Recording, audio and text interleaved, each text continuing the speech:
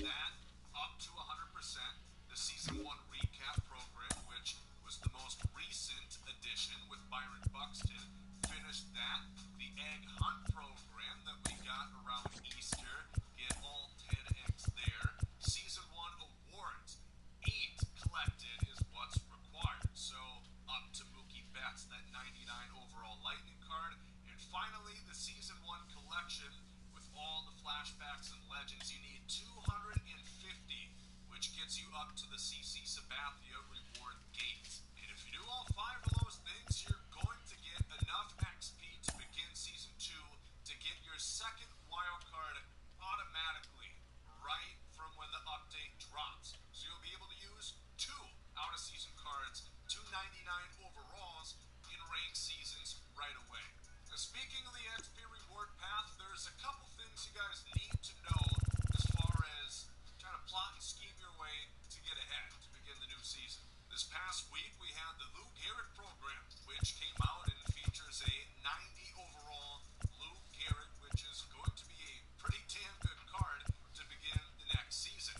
And of course now he's supercharged up to 99, so if you use this card, get him paralleled up a few levels to get his stats even higher, it's going to be a great card to begin Season 2. But some people were more focused on the XP that you earn in this program. If you count it up, you earn up to 80,000. We had the Lou Gehrig program, which came out and features a 90 overall Lou Gehrig, which gets you up to the CC Sabathia reward gate. And if you do all 5 of those things, you're going to get enough XP to begin Season 2 to get your second wild card automatically right from when the update drops. So you'll be able to use 2 out of season cards, 299 overalls in ranked seasons right away. Now, speaking of the XP reward path, there's a couple things you guys need to know as far as trying to plot and scheme your way to get ahead to begin the new season. This past week we had the Lou Gehrig program, which came out and features a 90 overall Lou Gehrig, which is going to be a pretty damn good card to begin the next season. And of course now he's supercharged up to 99, so if you use this card, get him paralleled up a few levels to get his stats even higher, it's going to be a great card to begin Season 2. But some people were more focused on the XP that you earn in this program. If you count it up, you earn up to 80,000 XP for completing a 1, 2, 3 hour long program. But you have to remember this note in the community blog. To help other players' journeys remain balanced for the start of Season 2, we will be reducing XP that can be earned from older other programs that were released during Season 1. So that essentially means you're still going to get some of that XP, but not nearly 80,000. My suggestion would be, if you're already completed with the XP reward path, maybe you take a risk. I have a feeling it's going to be something, maybe 10,000 XP as opposed to 80,000. So if that 80k in the Lou Gehrig program isn't really going to help you get anything in the reward path, maybe consider waiting to finish it. Also, speaking of things taken away from us, Team Affinity. If you've yet to complete anything from Chapter 1 or Chapter 2 of Team Affinity, you ought to do so now. Because once Season 2 does drop, they did say you will no longer be able to earn progress in these programs. They're essentially going to go away. So these cards, well, you can't use them in ranked seasons, except if you wildcard them, you know, for season.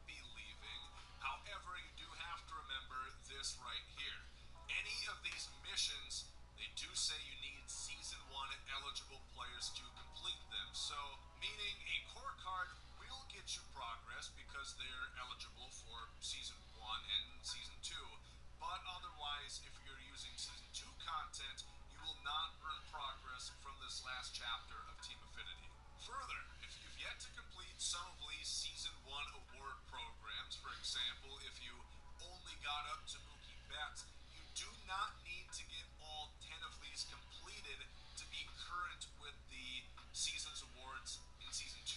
If you look on the schedule, we're going to begin Season 2 with a drop 1 of Season's awards. As you see in the Collections tab, Season 2 is its own entity. So if you've not yet finished those, and you've at least gotten up to Mookie Betts, you honestly could just wait and get the new stuff done on Friday. That also means, however, that these packs that you earn in the program, the method that we used of waiting and storing the packs until you got the card you wanted it there, will not carry over, because there'll be Season 2 award pack and not a Season 1. Of course, a lot of people are going to be upset when they see how few of their cards they're going to retain for eligibility when it comes to the new season. Again, modes like Range Seasons are only going to be Core Series cards and Season 2 cards. Of course, you can have your wild cards in there, but for lack of better term, that's just bigger. It's Core in Season 2. So again, that really shows the importance of something like the Live Series collections.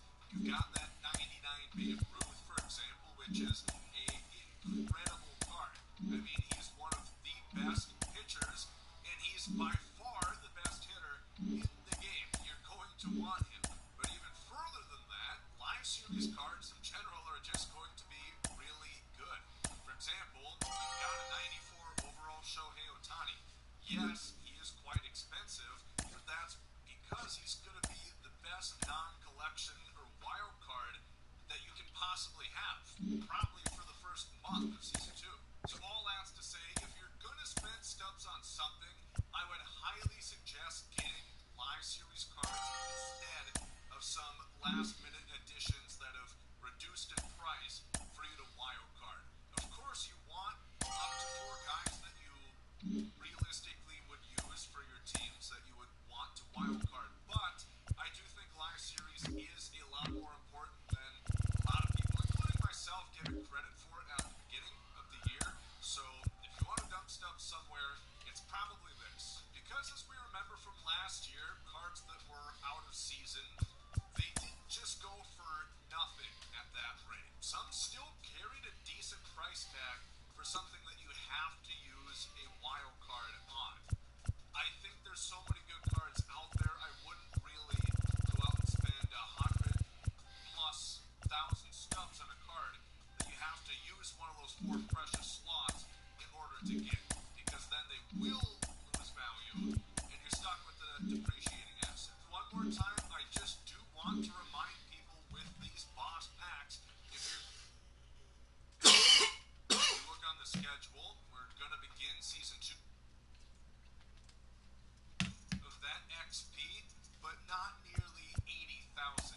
My suggestion would be, if you're already completed with the XP reward path, maybe you take a rest. I have a feeling it's going to be something, maybe 10,000 XP as opposed to 80,000. So if that 80k in the Lou Gehrig program isn't really going to help you get anything in the reward path, maybe consider waiting to finish it. Also, speaking of things taken away from us, Team Affinity. If you've yet to complete anything from Chapter 1 or Chapter 2 of Team Affinity, you ought to do so now. Because once Season 2 does drop, they did say you will no longer be able to earn progress in these programs. They're essentially going to go away. So these cards, well, you can't use them in Range Seasons, except if you wildcard them, you know, for season collections, getting those done, cards outside of season restricted modes like certain conquest maps and events and whatnot, and later on down the road to the final season of MLB 24, where it's a free-for-all and there are no season restrictions. If you want any of these cards, I would highly suggest you complete these programs now before it's too late. Now, Chapter 3 content for Team Affinity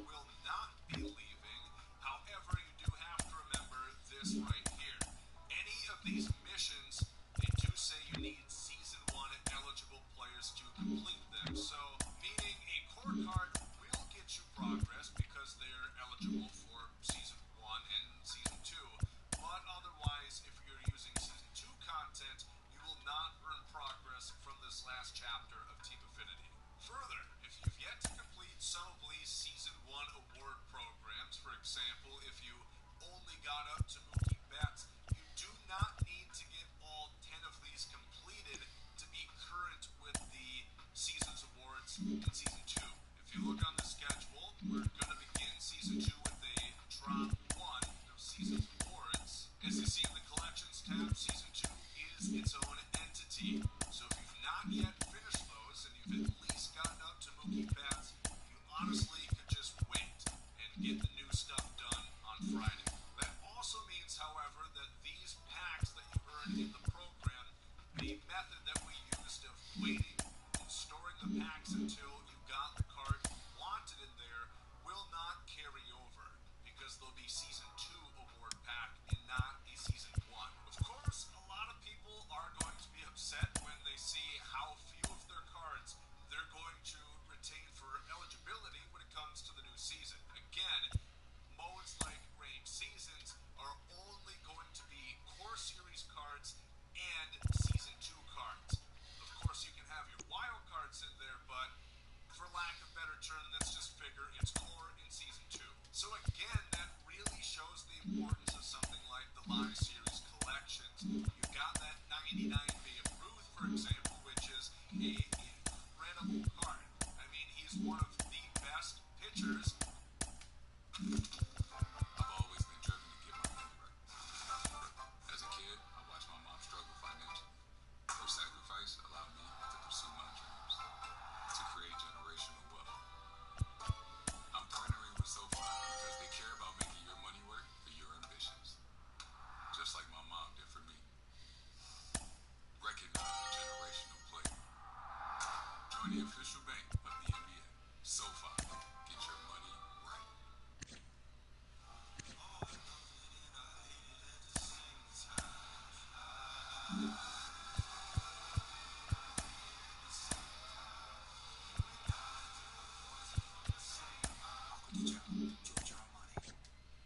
And he's by far the best hitter in the game. You're going to want him. But even further than that, Live Series cards in general are just going to be really good. For example, you've got a 94 overall Shohei Ohtani. Yes, he is quite expensive, but that's because he's going to be the best non-collection or wild card that you can possibly have, probably for the first month of Season 2.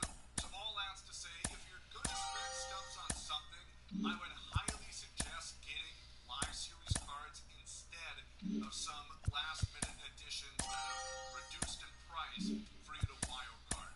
Of course, you want up to 4 guys that you realistically would use for your teams that you would want to wild card. But I do think Live Series is a lot more important than a lot of people, including myself, give it credit for it at the beginning of the year. So if you want to dump stuff somewhere, it's probably this. Because as we remember from last year, cards that were out of season, they didn't just go for nothing at that rate. Some still carried a decent price tag for something that you have to use a wild card on. I think there's so many good cards out there, I wouldn't really go out and spend 100 plus thousand stubs on a card that you have to use one of those 4 precious slots in order to get, because then they will lose value and you're stuck with the depreciating asset. One more time, I just do want to remind people with these boss packs, if you're going to think about taking a pitcher, if you use them as a wild card, you only regain stamina when they're in your lineup and not being used. So when you're making these boss picks, for example, this pack in order to get Willie Mays, George Brett, or Satchel Paige, remember, if you want to pick Satchel, if you want to use him, you play him in a ranked seasons game, and then you've got to use him as a wild card for 3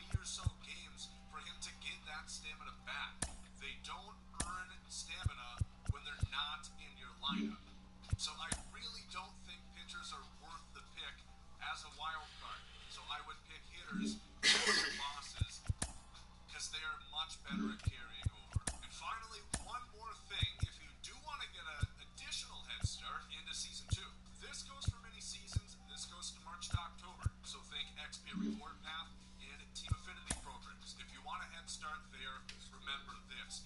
Anything that is goal-based, if you're earning progress right up until the gate, so this win 13 games, if you win 12 and then you go and play one game when the update hits, you're earning all of that 7K XP, and that's being added on to that current XP reward path. So if you want to get those cards before anybody else, if you want the most time to use them, that is definitely an option. And I think that's going to do it, right? Two with a drop 1 of Seasons of War. Complete anything from Chapter 1 or Chapter 2 of Team Affinity, you ought to do so now. Because once Season 2 does drop, they did say you will no longer be able to earn progress in these programs. They're essentially going to go away. So these cards, well, you can't use them in ranked seasons, except if you wildcard them, you know, for season collections, getting those done, cards outside of season restricted modes like certain conquest maps and events and whatnot, and later on down the road to the final season of MLB 24, where it's a free-for-all and there are no season restrictions. If you want any of these cards, I would highly suggest you complete these programs now before it's too late. Now, Chapter 3 content for Team Affinity will not be leaving. However, you do have to remember this right here. Any of these missions, they do say you need Season 1 eligible players to complete them. So, meaning a core card will get you progress because they're eligible for Season 1 and Season 2. But otherwise, if you're using Season 2 content, you will not earn progress from this last chapter of Team Affinity. Further, if you've yet to complete some of Lee's Season 1 award programs, for example, if you only got up to Mookie Betts, you do not need to get all 10 of these completed to be current with the Seasons Awards in Season 2.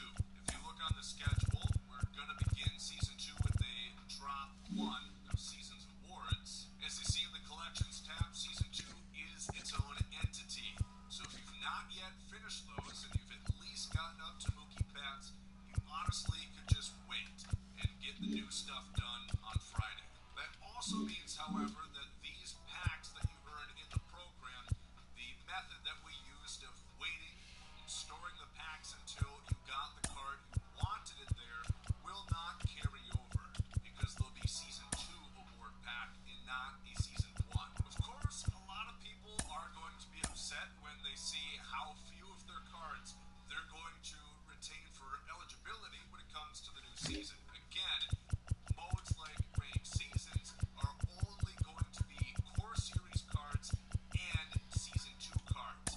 Of course, you can have your wild cards in there, but for lack of better term, let's just figure it's core in Season 2. So again, that really shows the importance of something like the Live Series collections. You've got that 99 Babe Ruth, for example, which is an incredible card. I mean, he's one of the best pitchers, and he's by far the best hitter in the game. You're going to want him. But even further than that, Live Series cards in general are just going to be really good. For example, you've got a 94 overall Shohei Ohtani. Yes, he is quite expensive, but that's because he's going to be the best non-collection or wild card that you can possibly have, probably for the first month of Season 2. So all that's to say, if you're going to spend stubs on something, I would highly suggest getting Live Series cards instead of some of the last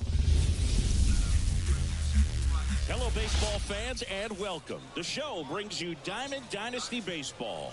It's the Colorado Rockies taking on the Chupacabras. And now the center fielder, Brenton Doyle. The pitch. On the corner for a strike. And away we go this afternoon. 0-1. Up the middle, Foscue. To first, one up, one down. Now here's Nolan Jones. Up the middle, Foscue.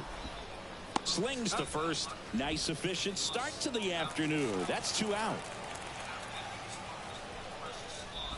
Ryan McMahon at the plate and takes high there. That one hit to right. Fairchild has a beat on it.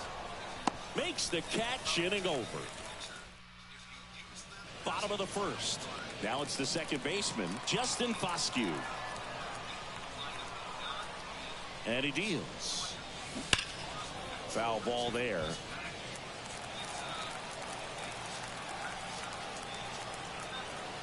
And now the 0-1. Good eye in that spot.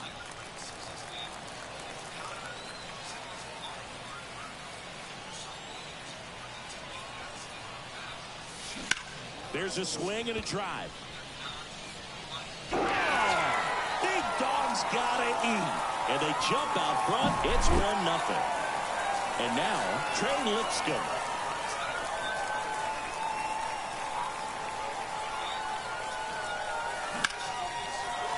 Shoots a line drive single into right center. Didn't take long to get a result for that at bat. Pretty much a model swing on that one as he ripped it into the opposite field gap. And I'm sure he's going to be watching that one back on video because that's the kind of swing you want to bottle. So many positives that led to that knock. Throw back in quickly. First and second now with nobody out. And here is C.J. Cron.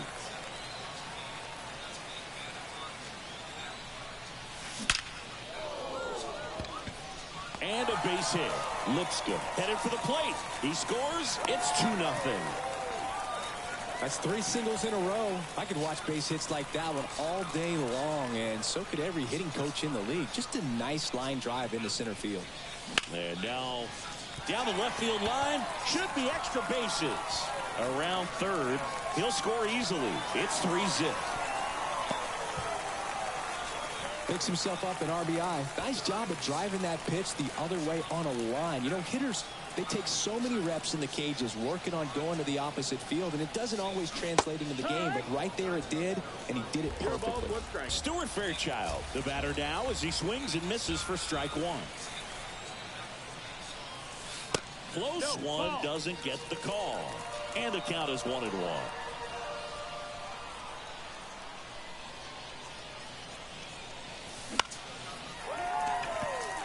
And that'll fall for a base hit. Fires it to the plate. Hung up in a rundown now between third and home. The tag out. He can't scramble back in time. And now Tyler Stevenson.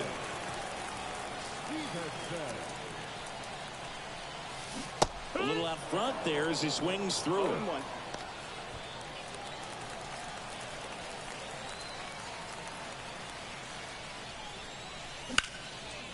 Liner caught at second. From up here, it looked like that liner might be splitting the gap in right center. That's one of those atom balls you just have to live with as a hitter. And the batter now, Pete Crow Armstrong.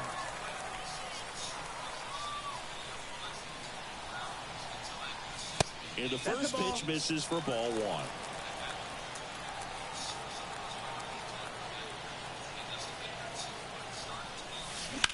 Drilled out towards left center field. That's well struck. That one hops against the fence. 1 run is in. And he starts his afternoon off right with a double. Across is the runner from first. And the lead is up to 5. Here's the shortstop at the plate. This is the classic manufacturing a run situation. A runner at third, less than 2 outs, and a golden opportunity to bring her home. Fires over to first. Inning ends, and that stops the bleeding.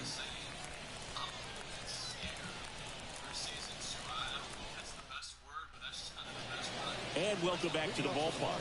And the batter will be the shortstop, Ezequiel Tovar. And that drops in for a strike. Garrett, in his second season, he features a sinker, a slider. Oh, now this is blasted. Way back there, on its way, gone. He'll circle the bases. It's 5-1. Elias Diaz in the box now. No balls and a strike. On the ground, right side. Tosses to the pitcher covering the bag. 1 out in the second. Now it's Brendan Rodgers. Good slider inside right there. Batter fighting to get there, just rolled over it, got the ground ball. And the lefty with the 0-1. Swing and a miss. This guy's got such a good sinker. As a hitter, you've got to look up in the zone. If you look down, you're going to be chasing stuff in the dirt. Here's the left fielder. And that's in there for strike one.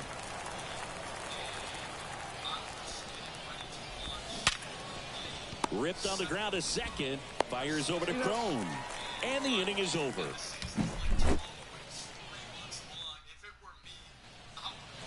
And we're back. We head to the bottom of the second. Here's the second baseman, Justin Foscue. The lefty fires.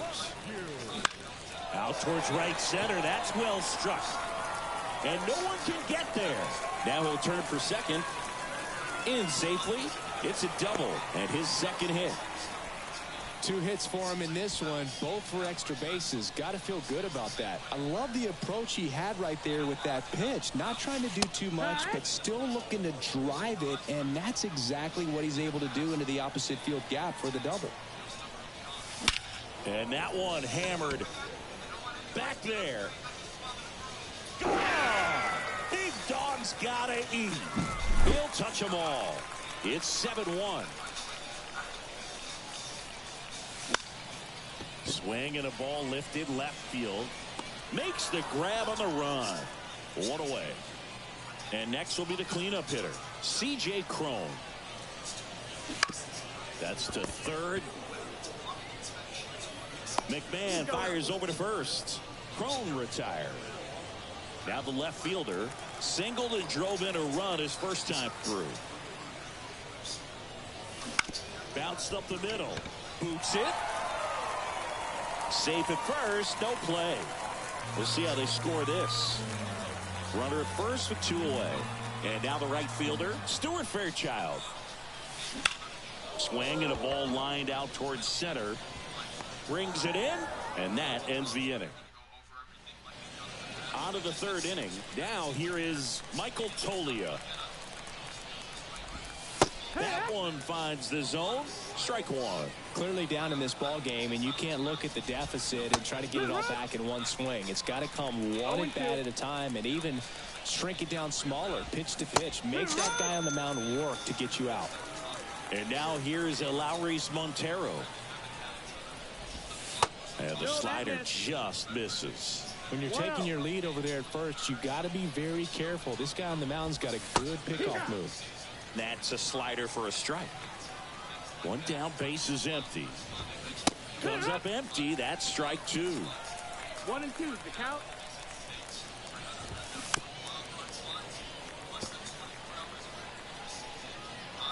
The line to kick the pitch. That one to first. Steps on first for the out. So the lineup flips over. And now Brenton Doyle. Right through there for a strike.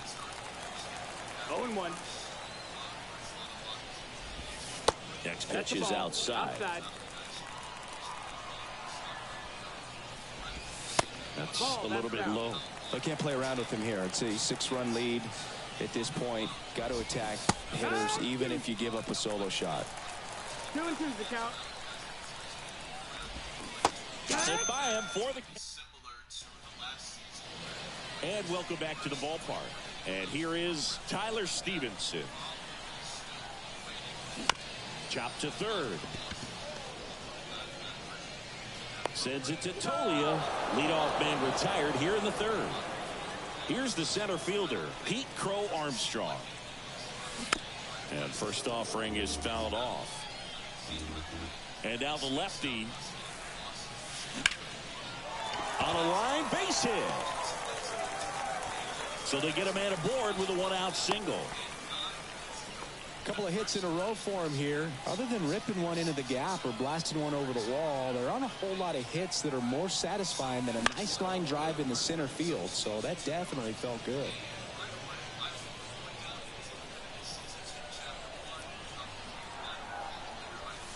Swung on, belted. Deep. That one way back there. And that one's going to land not so much here, but here.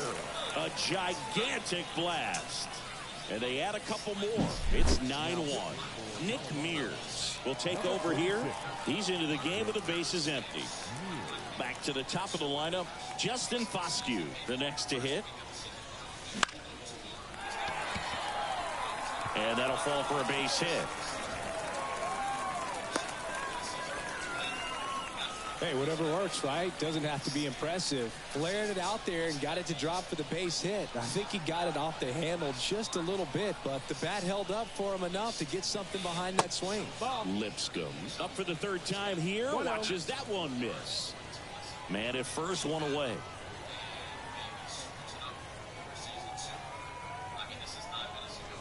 Swung out, belted.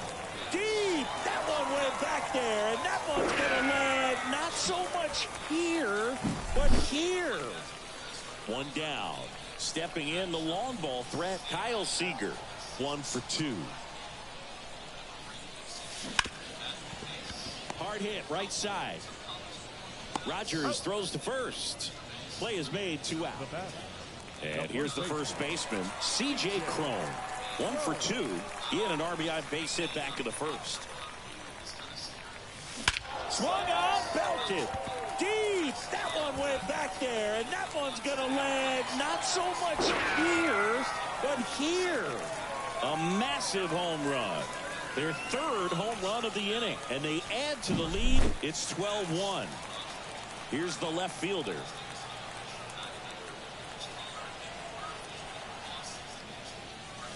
That's in there.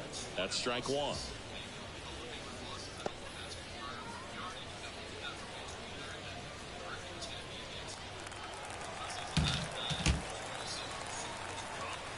Two down, nobody on. Right side. Rogers. The throw to first. Ends the inning after they run. And we're back on to the fourth. Now the number 2 hitter, Nolan Jones. And immediately pumps in a strike to the left-handed hitter. Here in the 5th inning, and here she is about to throw her 100th pitch. Man, she's really had to grind through to get to this point. No ball, 2 strikes. Kicks and fires. Swings through it, and that's a strikeout. Brian McMahon steps to the plate. And there's a strike. Not sure if he could be in more of a groove. Looks really relaxed. He's retired 7 straight. This guy's feeling it right now. 0-2. But misjudges this one, and it falls. And the crowd on its feet. Zips it across. 2 quick outs here in the top of the 4th. Here's the Rockies cleanup hitter, Ezequiel Tovar. Bounced out to short, Craig Yoho.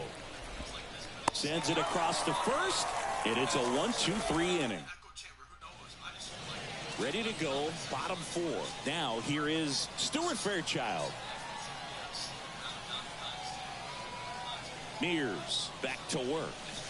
Just off the outside edge. You know, this group of hitters doing a good job at the plate with runners on base, and that can be a key difference maker in the game. They're getting hits when it matters most and converting base runners into runs. They've got 5 hits with runners in scoring position. The 1-1. Now a fly ball to right center. Jones makes a nice running catch. Tyler Stevenson getting ready to hit.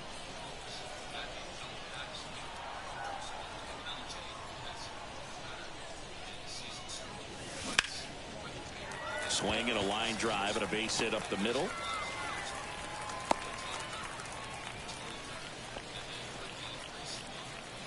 One gone, runner at first. Pete Crow Armstrong now at the plate. Grounder might be 2. Off balance beat, there's 1. But safe at first, it's a fielder's choice. Man at first. Stepping in, the sluggy shortstop. This is the classic manufacturing a run situation. A runner at third, less than 2 outs, and a golden opportunity to bring her home. Bounced, and that got the pitcher. Plus, just look at his last 10 games. He's been a different. New inning getting started. And now here is Elias Diaz.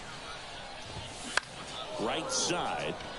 Fairchild moving under it. Puts it away for the out. And there's one down. Now it's the second baseman, Brendan Rodgers. And a foul ball. Now the 0-1. He swings and fouls one off.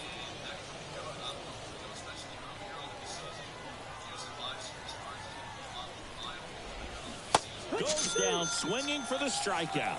Pulled the string on the changeup. 2 outs, base is empty. Now the left fielder. Right through there for a strike. Goodness, I think he just took the best pitch he's going to see in this at bat. You don't get many like that in that location. I don't know if you take that pitch against any pitcher out there on the mound. And down on strikes. Back now to start the bottom of the 5th and taking over on the mound, Victor Vodnik. I think it's got to be a little tough coming in out of the pen when your guys are trailing so big on the scoreboard. Just doesn't have the same intensity to it, but he's got to find a way because these batters count the same for his stats, obviously, regardless of the score. Hit in the air, right field. No trouble here, puts it away for the out. And a quick out, number 1. Now it's going to be Trey Lipscomb. 0 for 3 with 2 flyouts and a ground out.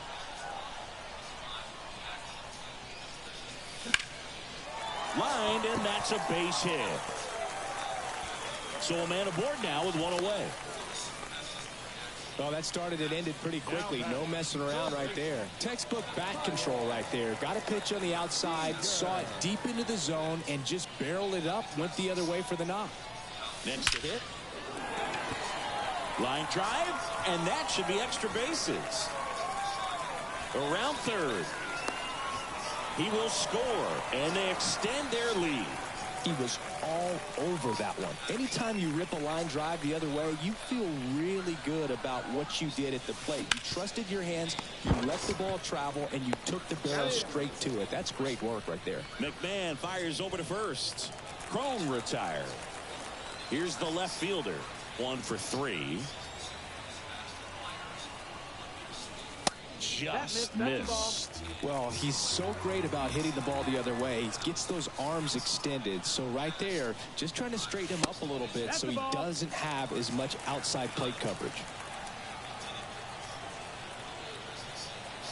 Man on second, 2 down. Line to left, and that's the inning.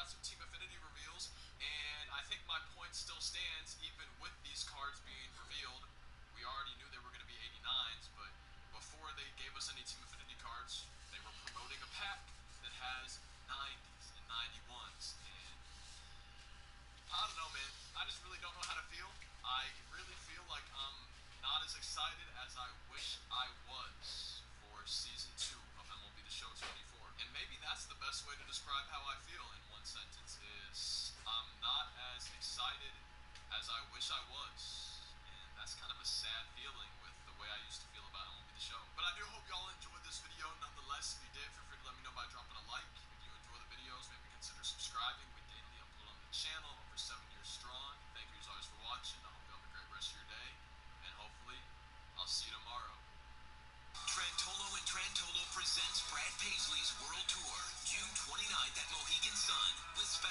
Tyler Farr, benefiting the Boys and Girls Clubs of Hartford. Tickets on sale at Ticketmaster. This Dad's Day, get smooth.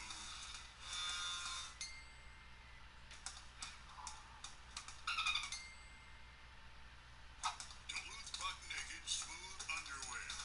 Only at Duluth Trading.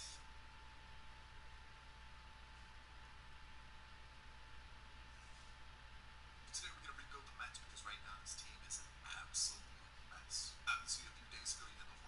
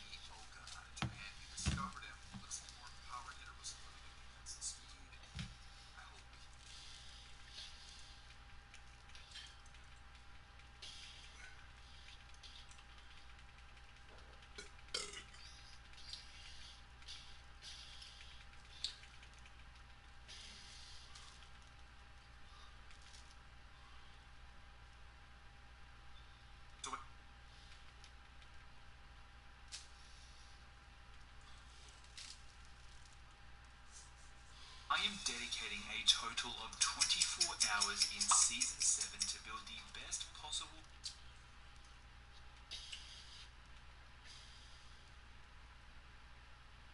I just bought a $250 box of basketball cards, and today it's going to be helping me build a team in NBA 2K24. Now, this box comes with 24 packs. We're going to be opening 13 of them, taking one player from each pack until we build a full roster. And there is also one condition.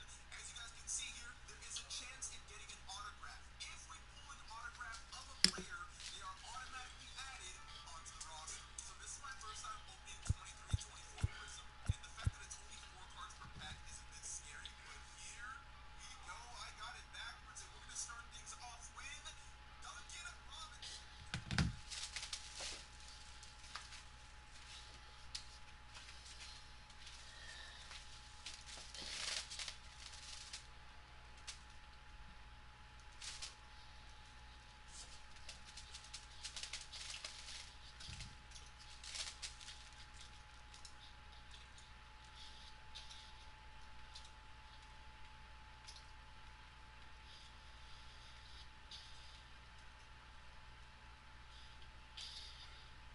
Dog, this game is unserious. That is all I have to say.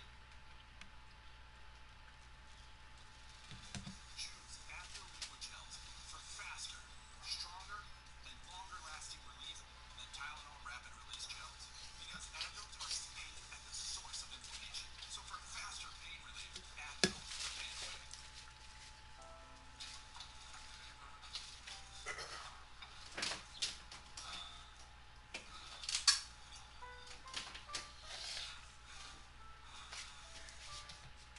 Dog, this game is unserious. That is all I have to say. What are we doing? What are we doing? Like, go with me? Oh my God. There's now going to be a 100 overall Wemby in the game. Go Wemby in the game. And then a point guard Wemby, a shooting guard Wemby, a small forward Wemby in the game. At least there's a regular Dark Matter Giannis, I guess, that can play small forward. That's still a gambling only card. Not that exciting. 100 overall Pippen and 100 overall Booker packs as well. Dark Matter Hakeem, Dark Matter Zach LaVine, who would be the disappointing and bad Dark Matter. The collection award has Dark Matter or 100 overall, and you get Dark Matter Jalen Green as a viable card. The first viable card, point guard, the first viable Dark Matter of the year is Jalen Green, a 6'4" point guard. Oh my God. Y'all can hear my voice, right? This is absurd, dude. There's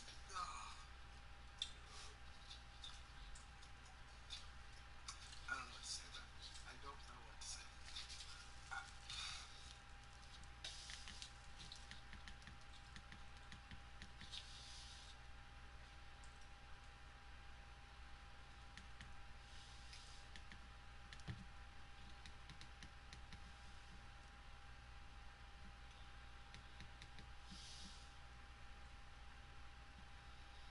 What is going on, guys? DBG here. Today we're going to be talking about the duplication glitch. We're going to be talking about the duplication glitch, and we're basically going to be talking about how it affected the community and what it was. Why am I talking about it now and not 2 days ago? Because I just didn't care 2 days ago, to be honest.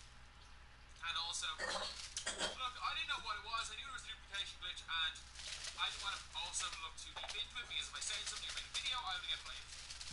I get blamed for this stuff.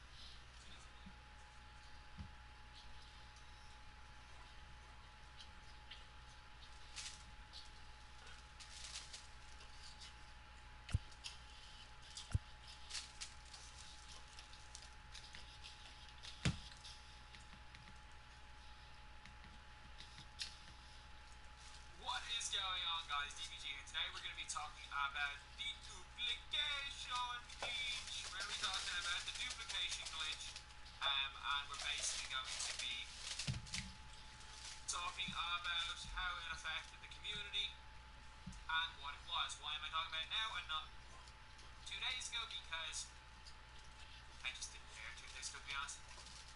And also, look, I didn't know what it was. I knew it was a duplication glitch, and I didn't want to also look too deep into it, because if I said something or made a video, I would get blamed. I get blamed for it to stop me. So this video 16 days ago, or 6 days ago, sorry, has got 13,000 views. So a lot of people have did it. I think a lot of people did this glitch. And I think the video might have been private at some stage. Because this was the thing till... Because everyone was saying that to get this guy to do it, it would pay. You have to pay him to know how to do it. Okay, so I know for a fact that he was charging people to do it, which is fair enough. You're the only person that knows a glitch. Overall, 2 picks. Let's see what he says here.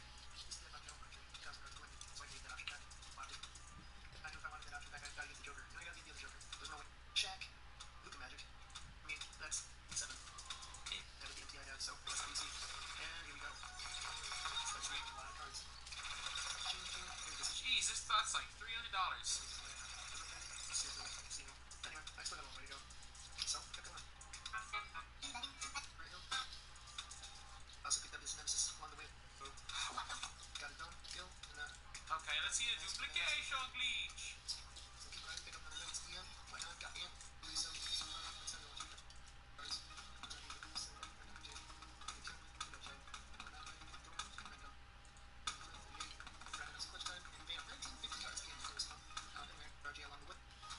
So he doesn't explain how to do it.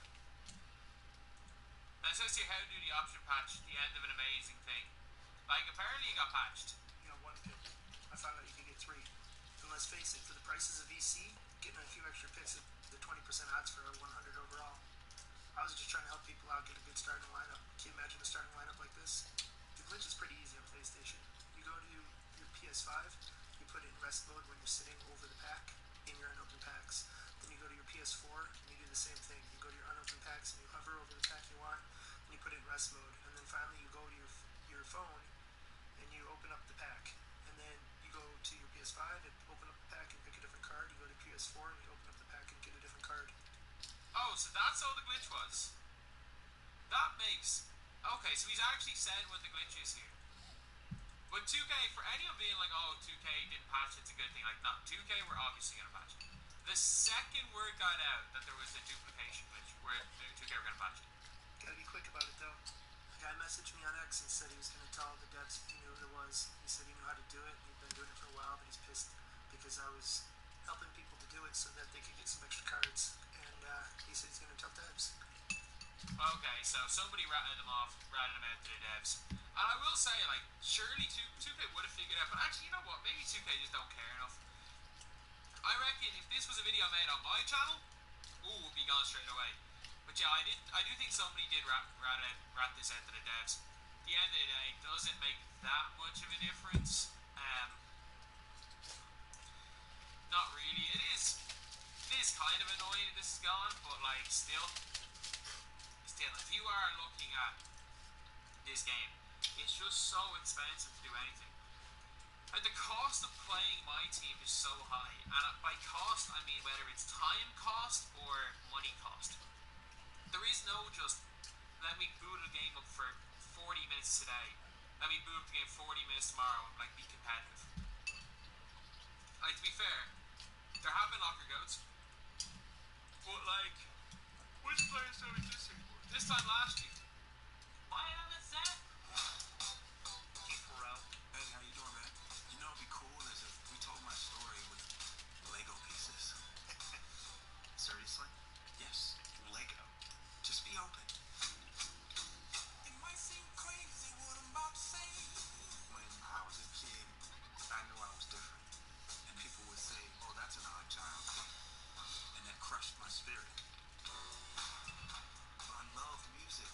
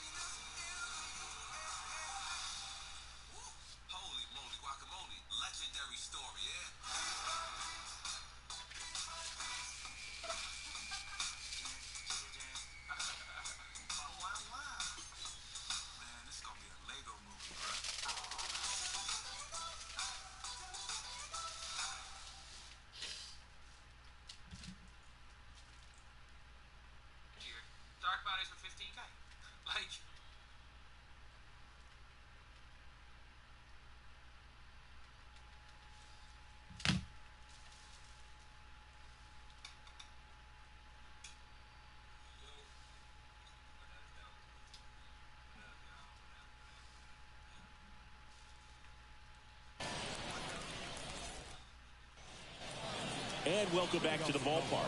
Top of the 6th inning. Here's Michael Toglia. And here it comes. Swing and a miss. It's 0-1. All these Rockies, as this game goes on, have to be more disciplined at the plate. Chasing pitches has been a big part of the story. We've seen it quite a bit today. It's been tough for them to make contact at times, and it just doesn't look like they're seeing it very well as a group. That just misses. Now 1-2. And on the mound, you know confidence has to be pretty high with all of the swings. Now this ball is well hit. This one's got a chance. And it hits the fence. And that's a leadoff double. Now back. The designated hitter. So man aboard, digging in. Lowry's Montero. Ground ball right side. Crone steps on the bag. Now one gone in the top of the 6th. Brenton Doyle digging in for the Rockies. And a good eye there.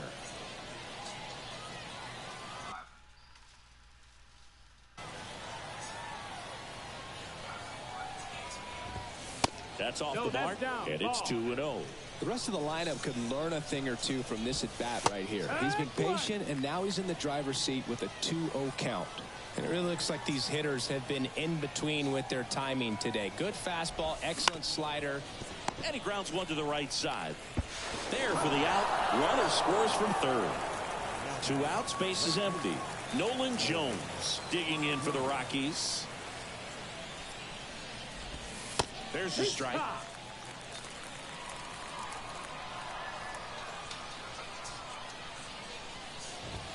Swing and a miss as he was late that time. 0-2. Swings and misses. And we're back. Now at the plate, Stuart Fairchild.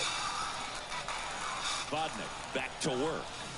There's a strike. 95 of that one. One of the better pitches she's thrown in this game, but she just hasn't been able to do it enough, unfortunately. She could be getting a feel for that slider, though, so maybe that's something she can build off of.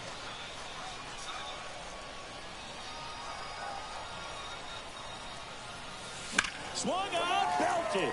Deep. That one went back there, and that one's going to land not so much here, but here. That was blasted to the moon, and they add a run.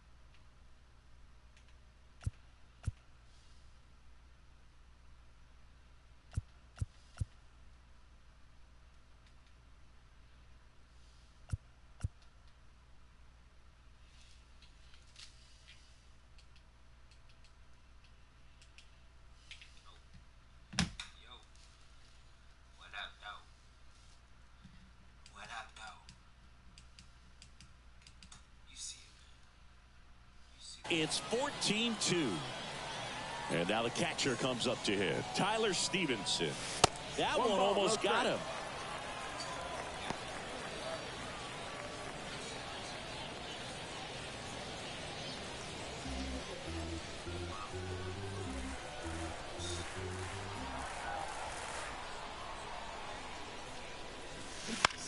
Out to short.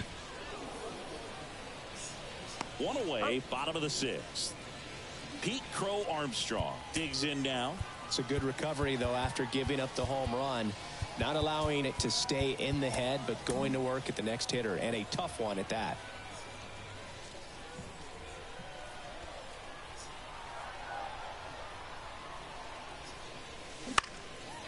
In the air, out towards left center, and it drops in. Now, no waiting around right there. He was ready to swing it on the first pitch. That ball right there landed in what they call the no man's land, meaning it's not really a spot on the field where you can expect anyone to get to it easily. I mean, it's a tough play going back for the shortstop, but also for the outfielders trying to come in. They got to go a long way as well. Hops over the wall, and that's an automatic double. Stepping in, Justin Foster.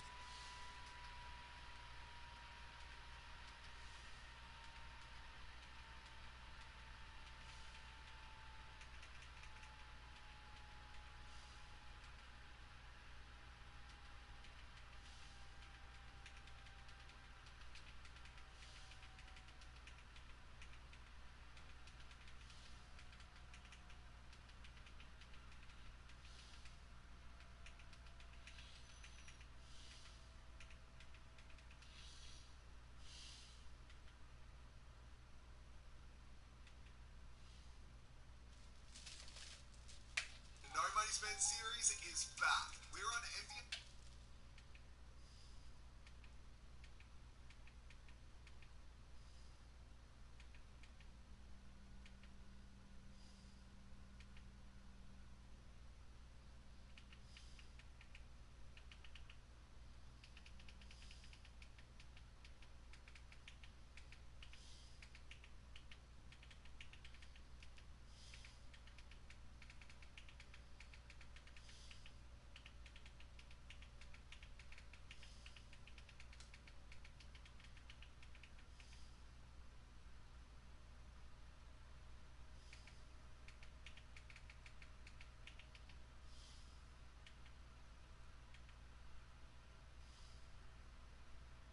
I have built a God.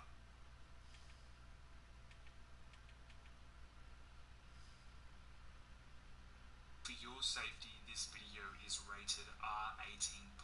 For all NBA 2K24 grinding, contact Rose NBA, link in description. Before we begin this video, I just want to start by saying I am not proud of what I'm about to do. And it may be a long shot, but a triple here will give him the cycle. Swing and a miss as he was out front. Ball, one strike.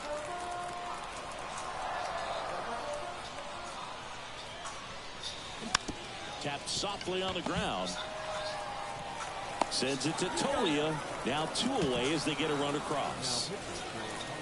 Next is the designated hitter, Trey Lipscomb. 0 for 4. He's flied out 3 times and also grounded out. That one back up the middle, and it gets through. Coming home. The throw in. He'll score, and the lead continues to grow. That's back-to-back singles for him. Just kept it simple. Played pepper with the middle of the infield and took it back where it came from, and there's just no one there to knock it down. Now a chance for liner, base hit. Just kind of sliced that one into center. Goes to third, in there. And now they've got runners at the corners with 2 outs. Waste no time there. Pretty good spot. Hard and inside, but that's a perfect example of keeping your hands inside the ball, tight to the body.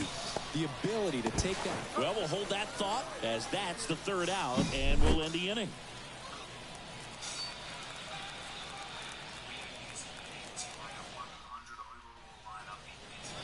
Top of inning number 7. So in now for Colorado, Ryan McMahon.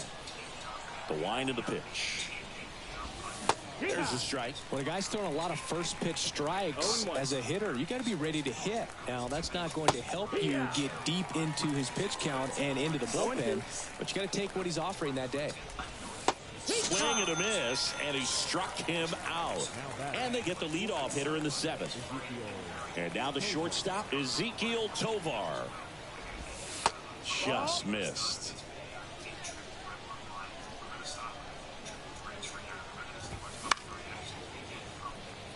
The Rockies down by a pair, bottom half of inning number 2.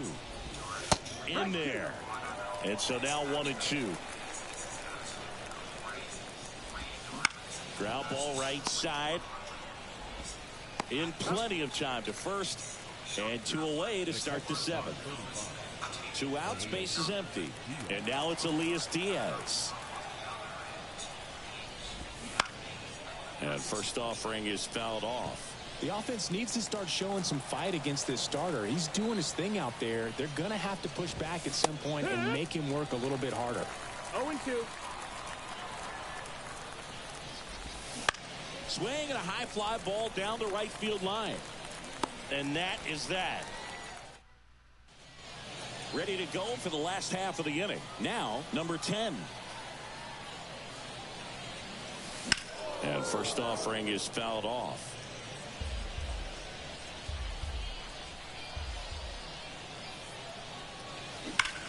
Hard ground ball, base knock.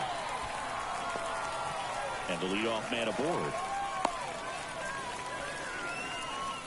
Everything came together perfectly for him right there. He wasn't able to elevate it, but he put a great swing on it. Right on time, good balanced approach, and just blasted it through the infield. Fairchild in the box here lets that one go for a ball.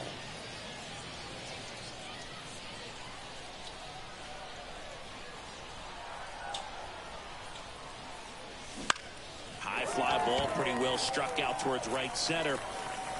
And that should be extra bases. Throw comes in. Runner stopped. Second and third. Nobody out. Tyler Stevenson will hit next.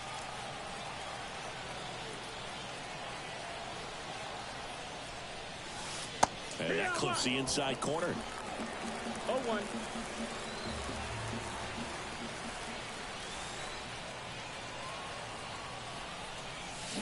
That one is absolutely belted. One runs in, and it's off the wall. In comes the run from second, and they extend their lead. And he's got a double.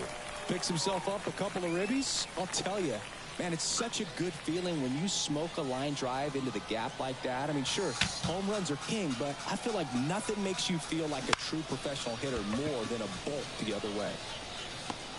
No trouble here. Puts it away for the out. One down.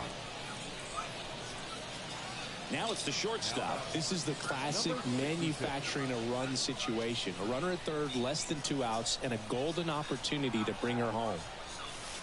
That one finds the zone, and that's strike one. Sharp grounder. That's through for a base hit. Around third. Here's the throw to the plate, but it's offline. Couldn't have timed it up any better than that. There's nothing cheap about the way Righty reliever out of the pen, Gavin Hollowell. And with the big deficit on the scoreboard, he almost has to just put that out of his mind. Every outing matters for relievers and their numbers, but I think it's tough to get up for this type of appearance the same way you would for one in a close game. Foscue, the next to hit, takes ball one.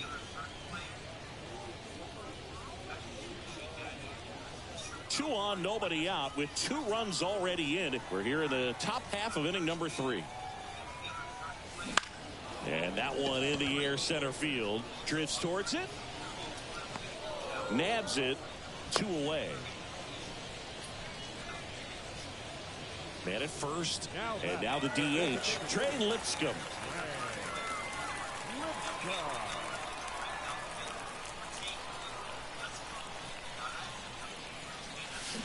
Swing and a miss. That's strike one. Well, if he's going to steal second, you want him to go early in the count. That way he's not a distraction to the hitter at the plate. Go ahead and get it out of the way so the hitter can focus on the pitch.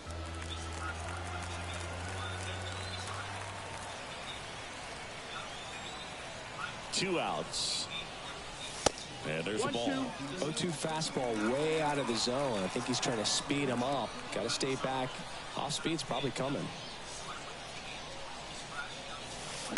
That one ripped right center field.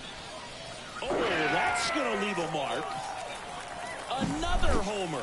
His 3rd home run of the game, and they add to their lead. It's 21-2 at the plate. Kyle Seager. Line drive, base hit. So a 2-out knock keeps the inning alive.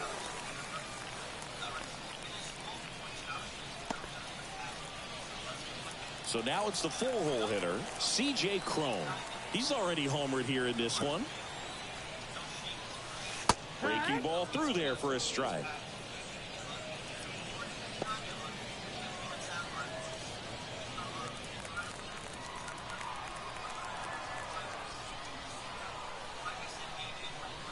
Right-handed reliever. That's a hit. Seager around second, headed for third. The relay throw. Not going to get him. He's in there. That's now 3 hits in a row for the offense. You'll often hear the phrase short to it, long through it, and that's a great example of it right there. Got the barrel in the hitting zone early, squared it up with the well-timed swing, and came away with a beautiful line. Well, he settles under it. We're at the top of the 8th, and now Brendan Rodgers. And a pitch. There's a strike.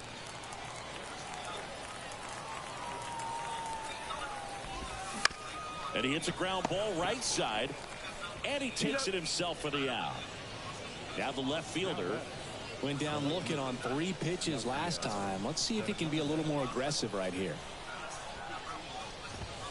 That one finds the zone. Strike 1. And that gets the inside corner for a strike. No balls, 2 strikes. The pitch. Swing and a miss. Struck him out.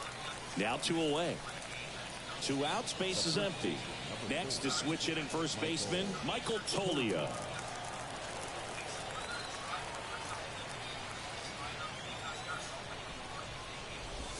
Ball 1 and a pitch inside. Can't make the grab, and it drops. Here in the last half of the 3rd. Called strike, a sinker at the bottom of the zone. And big swing and a miss. 1 and 2 is the count.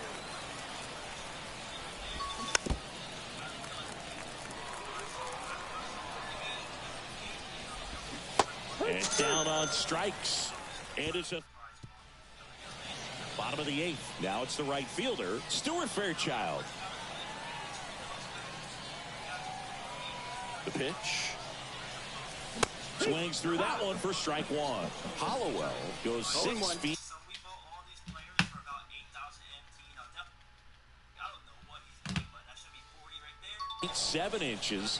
He features a slider, a sinker, a 4-seamer, a cutter. That's a ball. I'm just going to try to get the prize ball. A center, and that's Marcus Camby. You know what? I could use any. He works in a changeup. 1 and 1. And the righty deals. Swung out, belted.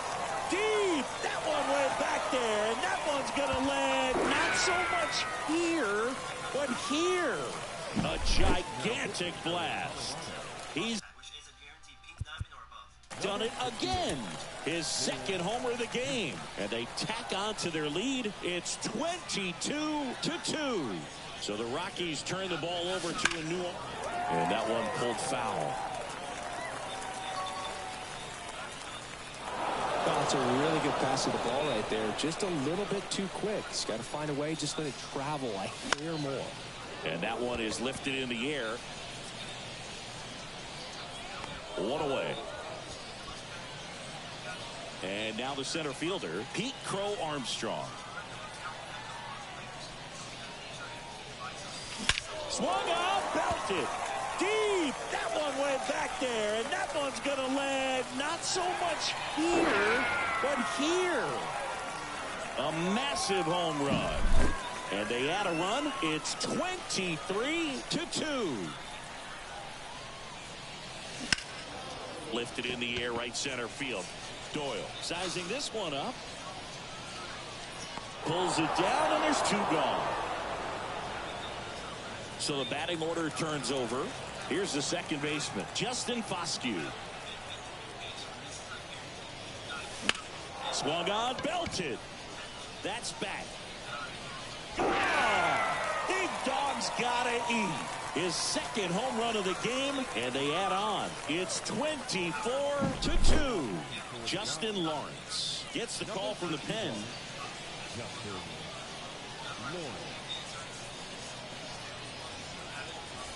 And now Trey Lipscomb.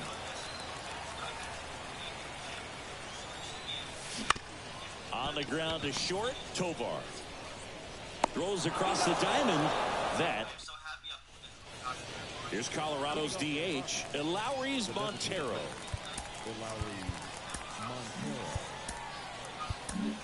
We're back. It's the top of the ninth, and there's a new pitcher on the mound, number 74. Compared to some days, this is a pretty low leverage appearance for him, so he should be fairly free and easy out there. Still have to keep yourself sharp and attack the strike zone. You can tell by their swings, this lineup is having trouble gauging speeds. Timing is everything in hitting, and right now they just don't have it. And a swing and a miss. 1-1. So a foul ball makes it 1-2. Here comes the pitch. Swing and a miss. Struck him out. And a strikeout for the first out here in the ninth. Doyle stands in here, leaves that one off the inside. Cronenworth, a 7th-round pick by the Rays in 2015 out of the University of Michigan, where he was a two-way guy. And in fact, the Rays used him that way. And the count 1-1. Fires over to Crone. 2 up, 2 down. So it's their last chance in this one. Next for Colorado, Nolan Jones has to step out of the way for ball 1. Yeah, he swings and misses, and it's 0-1. 0 balls, 1 strike.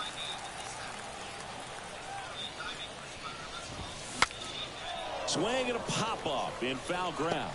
And that'll do it.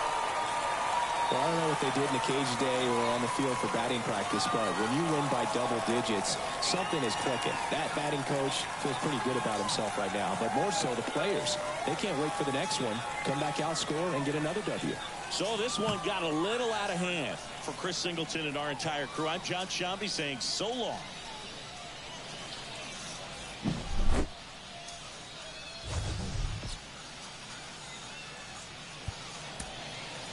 Time of the ball game.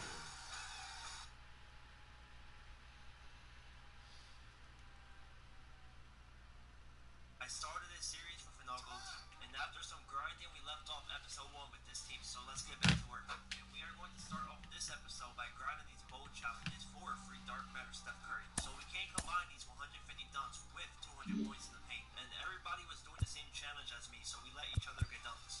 So it looks like me and my opponents are trading dunks, which will make this so much easier. And also, after every win, we have more chances at free opens. So we're basically grinding 2 things at once, and we're going to see if it says prize ball. And after our first game, we have 20 points in the paint and 9 dunks. So we're going to fly through these. I was able to get most of my dunks and points in the paint in 1 game. Okay, I'm pretty sure we are 1 basket away from, getting 200 points in the paint complete. Okay, so let's go to agendas and claim our Galaxy Open with Julius Randle. And we're also only 56 dunks away from another open. And I love you, Rui, but you have to play the backup small forward because Randle is definitely starting. Okay, now we're going to do the rest of our dunks in triple their offline while doing the 25 steals and piston rebounds at the same time. We have, so we're going to fly through these. I was able to get most of my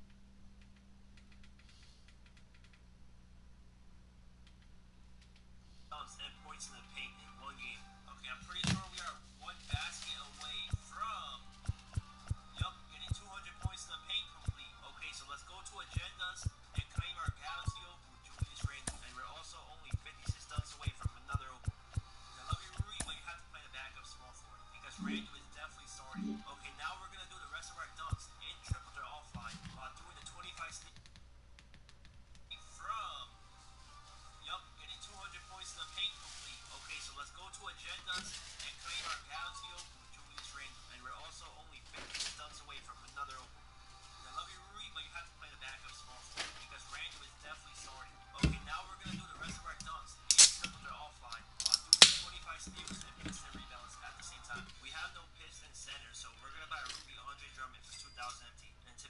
getting steals on Curry and Jay ain't that hard. Oh, there's one steal right there. Let's go. Okay, that's all we're gonna do. And since we're playing triple threat offline, we kept getting rebounds easy. Good board by Andre Drummond. So yeah, Andre Drummond will make this a lot easier. We can also do the dunks with him by throwing him alley-oops. Hey! Okay, can we get any reward? We don't. After a couple of games, we are only one dunk away. You cut. You have a wide open lane. And that is our last dunk. Let's go. Also, we just need 3 more rebounds, so let's do that right now.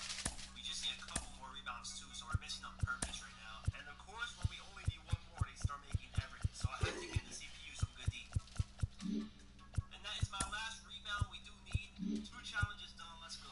So we should get another open with 1 PD. And we get Galaxy open, Richard Jefferson, and Pete Diamond, Jalen Duren. Richard Jefferson definitely starts. Mikael, you're playing the backup. And Jalen Duren could play our backup center. And we do level up to level 4, which we do get an ascension board, our first one of the series, for Andre Drummond. That's kind of funny. If we get him now, like, I'll just be like, whatever. And we don't even move up. While I'm trying to get 9 more steals, we're going to do our power 4 3-pointers. And we can actually shoot our threes with Julius Randle, because he has a 91 3-point shot. Randle's jumper was so much better than I expected. Let's go, Randle and Sadie. We just need 1 more steal to finish that challenge. So let's try to get it right now. That was a fail. Come on, don't make me go into another game. We just need 1 more. There we go, we got it. No, we don't. Okay, let's try this again. Now he wants to be Kyrie. Is he serious? And in my next game we face against Big Man Zion, so I just told him to scoot over there. Oh, give me that. Finally, we got the steal, man. Let's go. Alright, so we should be done with that steals challenge. And we are going to get Pink Diamond, OG Anunoby, which he is a very good card. He's definitely going to play for us somewhere on this team. He'll probably start. And here's a look at our new team so far. I'm loving it. I'm really loving it. So now we're going to finish these power 4 threes and triple threat online. So let's just get that done out the way. And after getting a big stop on defense, we were able to finish the power 4 threes. And we get our Pink Diamond, Boris Diaw. Does he make our team? He definitely makes it over Shane Battier. I'm sorry, but you are out the team. And we are already looking good. We just need a point guard upgrade. And that point guard is Dark Matter Stephen Curry. So let's finish these straight challenges. The rest are pretty easy. I'm just going to grind some triple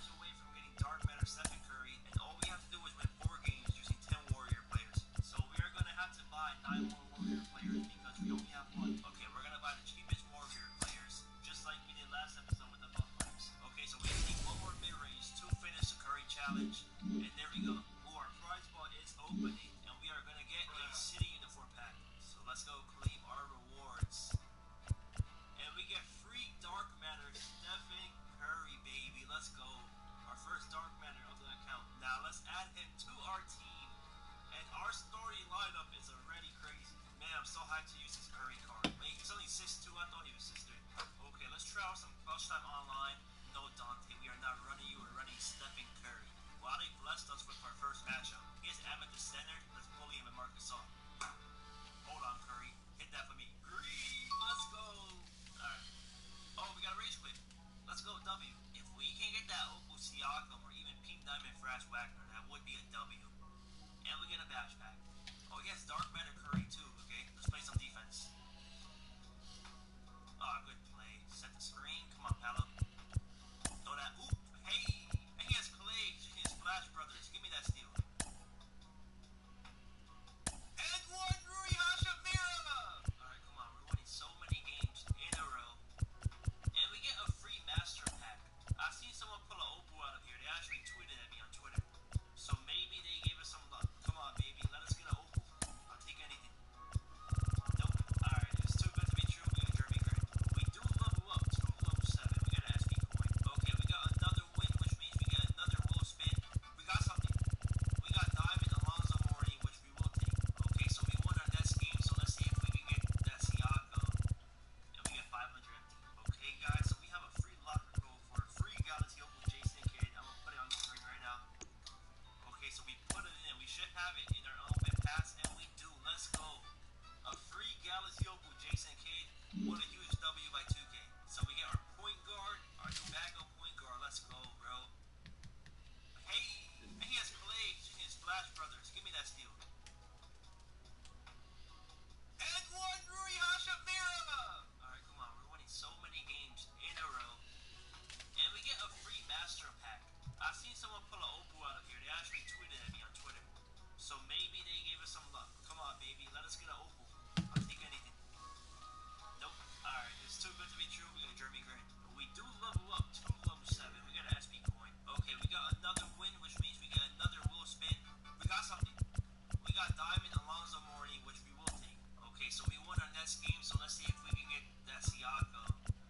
And we get 500. Okay, guys, so we have a free locker code for a free Galaxy Opal Jason Kidd. I'm gonna put it on the screen right now. Okay, so we put it in. We should have it in our open pass, and we do. Let's go. A free Galaxy Opal Jason Kidd. What a huge W by 2K.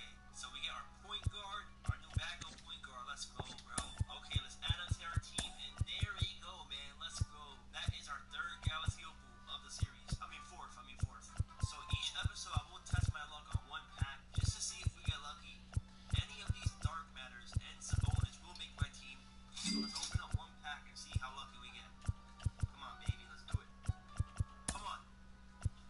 Wow. Okay, what a waste. 21,000 empty. So I am ending episode 2 with this team in about 70,000 empty.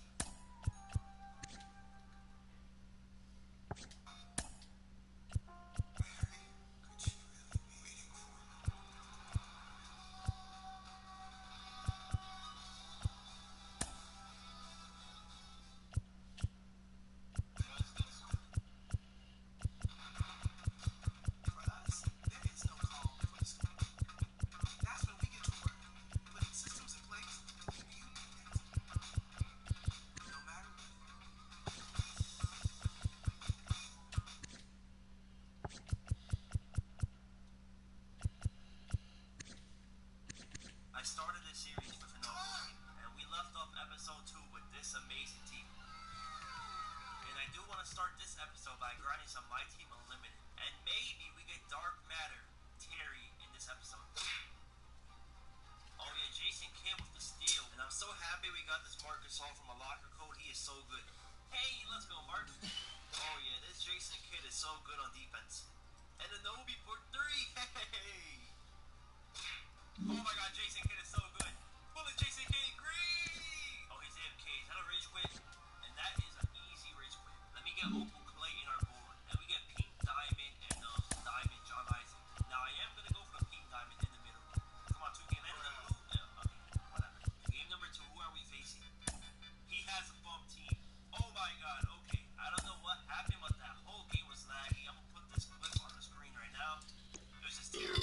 Come on, let me lay it on the pack. As we end up getting 400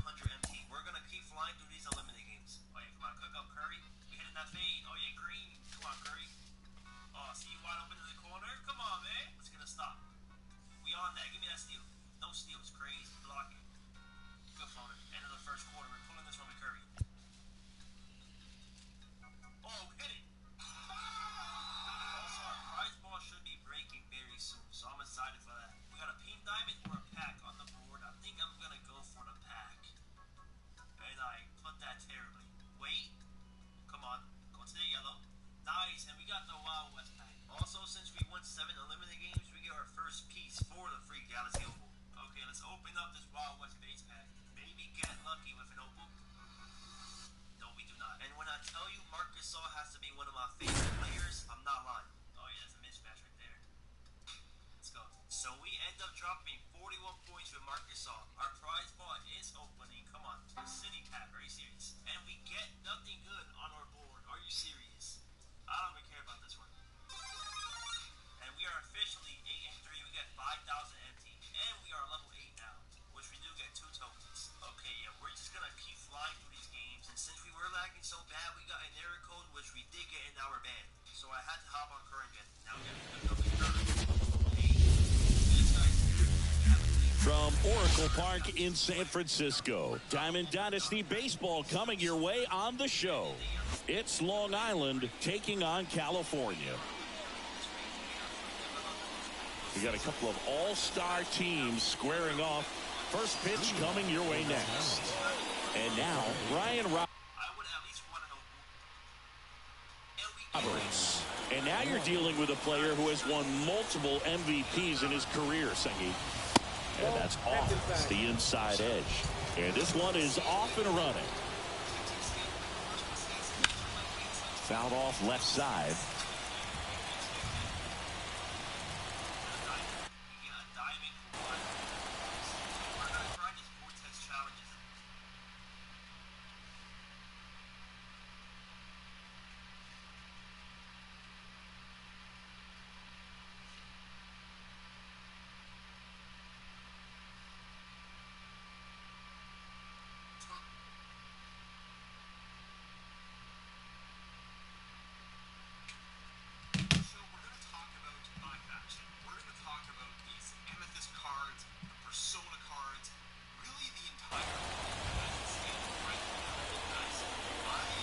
Is a 1-1.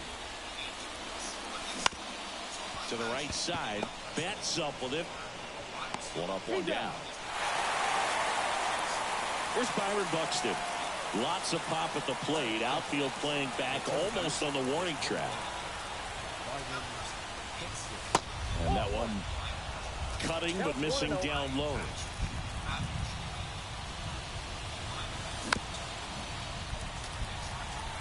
One out, base is empty.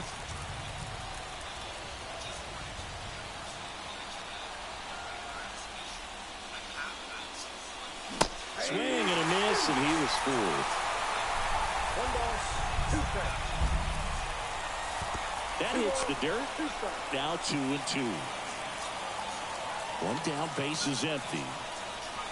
That one a little bit high, and it's a full count. Outside, and that is ball 4. No, that's a really dangerous base runner to put on first, especially in a tie game. Now there might be some consequences coming from that mistake. Here's Mookie now.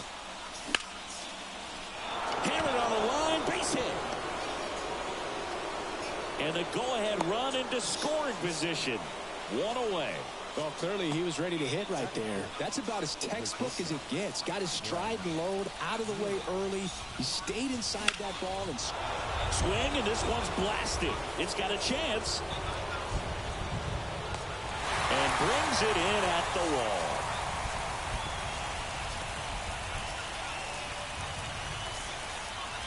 Ryan Jeffers at the plate. Got to be careful with a slugger like this because he can turn it into a 3-run game in the blink of an eye.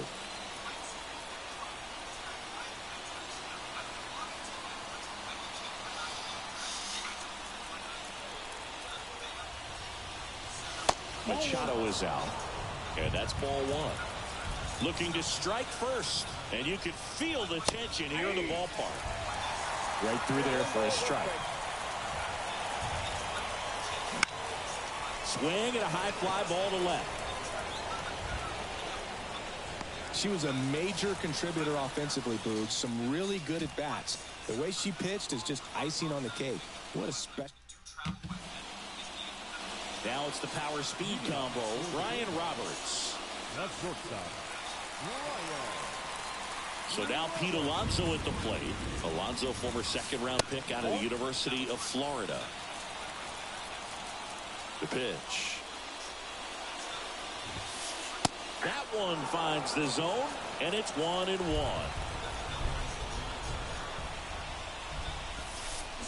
And that skips into dirt. Righty to the plate. Swing and a miss, and he chases that one in the dirt. Well, and those hitters count sometimes can be a little too aggressive, and a good pitcher will play off of that. He's got to get a better pitch to hit. Hard grounder into the outfield for a knock. So a man on base to start the inning. Everything came together for him. Couldn't get any air under it, but he smoked that ball back up the middle. Timing was just perfect. Got great wood on it. And runner on the go. Cut on and miss. Man, is he fast. It's so fun to watch. No throw. He's in there safely. Runner goes again. Sack bunt towards third.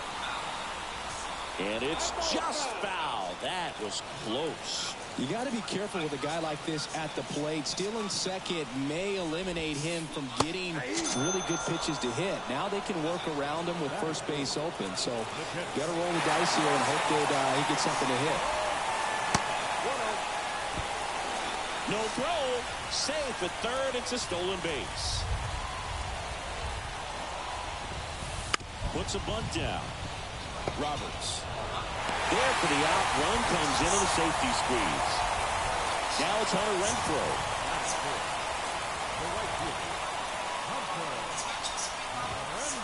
First pitch doesn't find the zone.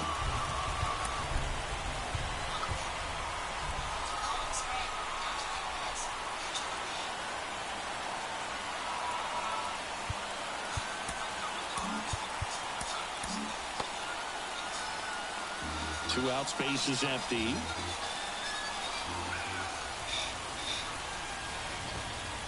Swings and misses. And the count even at 1.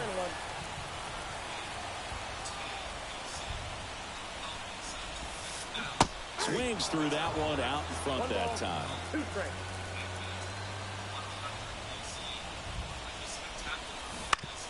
On the ground to third.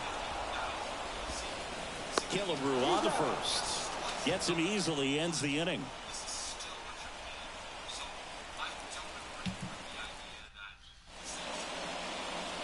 Second inning set to go. Here's a big power threat. Larry Walker. Mata back to work. Well, Boog, as an infielder, you have to be ready for anything. In that spot, it required going to the ground, getting a little dirty, and making a strong throw for the out. Great play. And that one fouled off. They would have worked out a little bit of a jam in that first inning.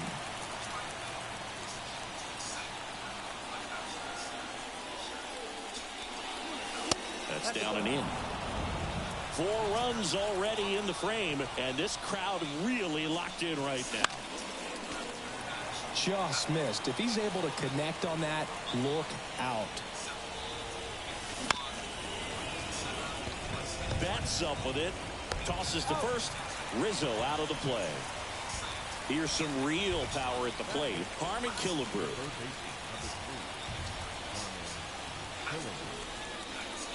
Killebrew measures 6 feet even, 33 years old, and he's one of the few major league players born in Idaho. Just missed.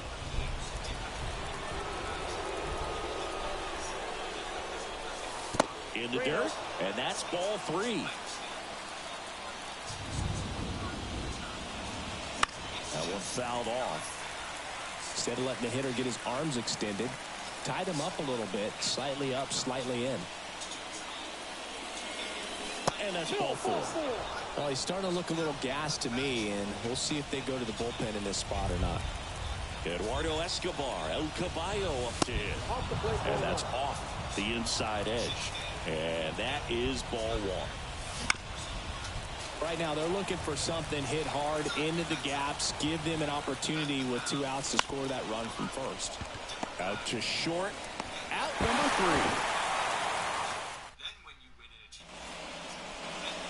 Back here in San Francisco, bottom half of inning number 2. Now it's the DH, Gunnar Henderson.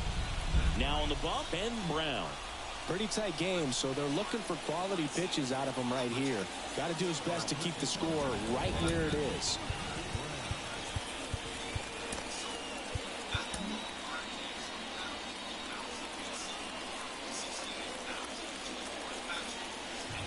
And the pitch. Late on that fastball. Threw that fastball right by him, slightly elevated. That's a confidence boost for this guy out there on the mound. See if he continues to climb the ladder. Righty delivers. So a foul ball makes it 1-2.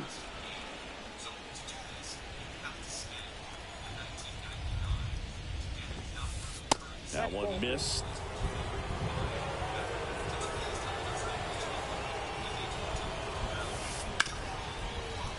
And it finds its way through for a hit. So a runner aboard to start the inning.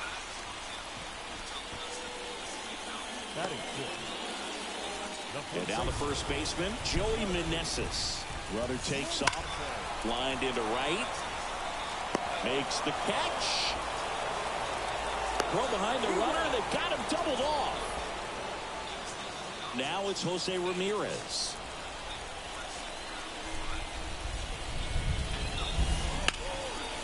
Ground ball, Rizzo picks it up. He takes it himself to the bag, and that'll do it.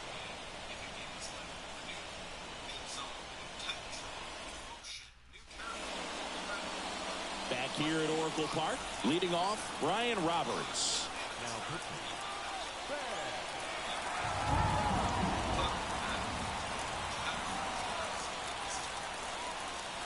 And a pitch. And that one missing low. It's good speed at the top of the order here. You want to get it on, see if you can get a stolen base, maybe get around the bases and pick up a run. Swings and misses. And a count 1-2. To the right side, Betts fires over to first. And one away in the top of the third. And here is Byron Buxton. He reached out and walked his first time.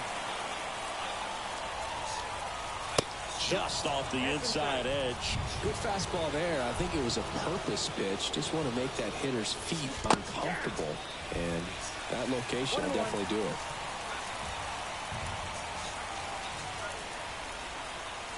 Looking to get the tying run on base. Late that time, and it's strike 2. Out to short, Roberts. Yeah, and Blue, what gets me is the amount of preparation it takes for her to have games like this. You think about the hours put in between games, the extra conditioning work, and the mental toughness, too. First 2 batters retired here in the top of the third. And that'll do it. 1-0 the final. They hang on to win it by a run. For Chris Singleton and our entire...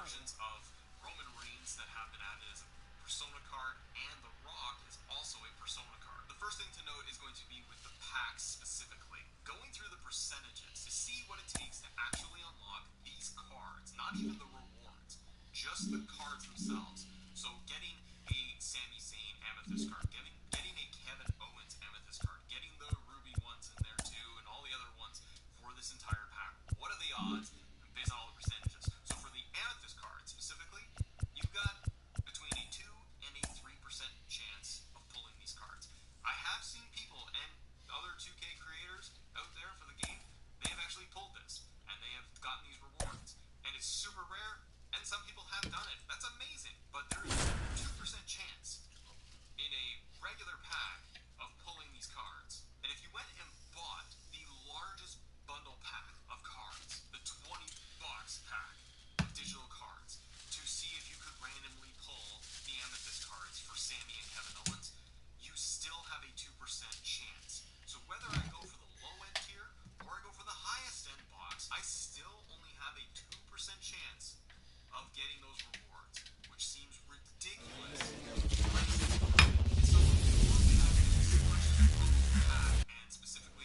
So in now for Colorado, Brenton Doyle.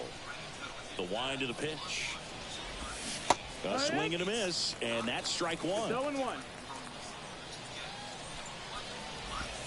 Cronenworth, the 7th round pick by the Rays in 2015 out of the University of Michigan, where he was a two-way guy. And in fact, the Rays used him that way.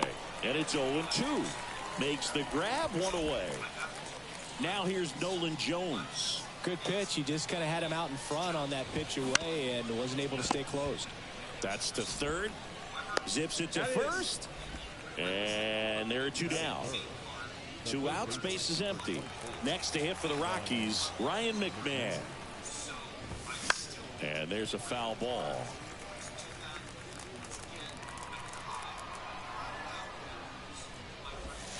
Not even close there. 1 ball, 1 strike. And another ball. 2 balls, 1 strike. Fouls one off. 2-2. 2 outs, base is empty. Fouls that off to the left, and we'll do it again.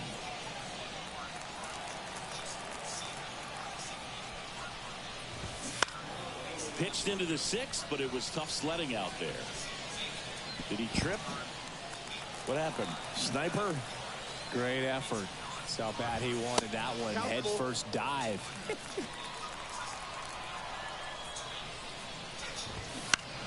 Swinging a foul ball at the plate. They'll do it again. Out to short. Sends it to Vogelback. And that will end the inning. Bottom of the 1st. Here's Byron Buxton. And he deals. Smoked into left, base hit. Man aboard on the leadoff single.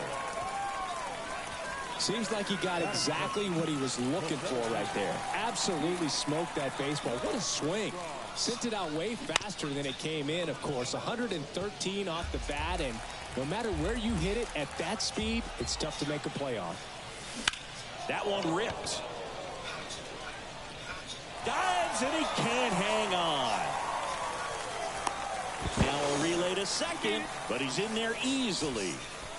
Back-to-back base hits. Just a solid swing right there. Caught it out front and ripped it into the outfield for the base hit. Those always. Ground ball up the middle. Tovar in plenty of time to first, but it's 1-0 as the run scores. Stepping in the long ball threat, Larry Walker. On the ground, Rogers sends it to first. Out number 2, and another run comes in. Here's Daniel Vogelback. He's someone that really beats up on right-handed pitching. The lefties, however, give him a little bit more trouble. And first offering is fouled off. And the right-hander deals. Right side, hard hit. He takes it himself to the bag, and that'll do it. And welcome back to the ballpark. Top of the 2nd. Here's the shortstop at the plate. Ezequiel Tovar. Fought off foul. Well, after scoring runs, this is where you're looking for that shutdown inning. Get that hot team back in there to swing the bats. Out towards right center field. Crow Armstrong makes the catch, and there's 1 gone. And now it's Elias Diaz. First pitch just misses. Diaz in his 8th season, hitting 5th in today's lineup. And he was born in Venezuela. Settles underneath it. He's there. He's got it. And there's 2 down. 2 outs, base is empty. Next for Colorado, Michael Toglia.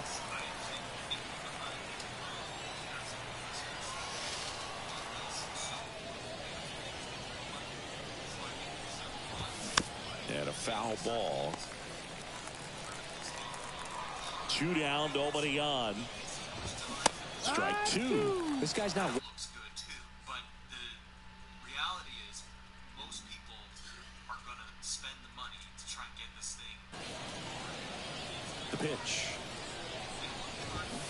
Swing and a miss, and he got him. It's free. It's free. Bottom of the inning, standing in is the power hitting second baseman, Justin Foscue. Swung on, belted. Deep. That one went back there. And that one's going to land not so much here, but here. So he goes yard to left. It's 3-0. And now it's going to be Kyle Seager. Sharp grounder. That's through for a base hit. Went up there looking to be aggressive and got something he could handle. I really like that swing, man. He didn't just push it the other way through the infield. He drove it that way, and it kind of makes me think he was thinking opposite field as he stepped into the box. Got a pitch he liked, and he got it done.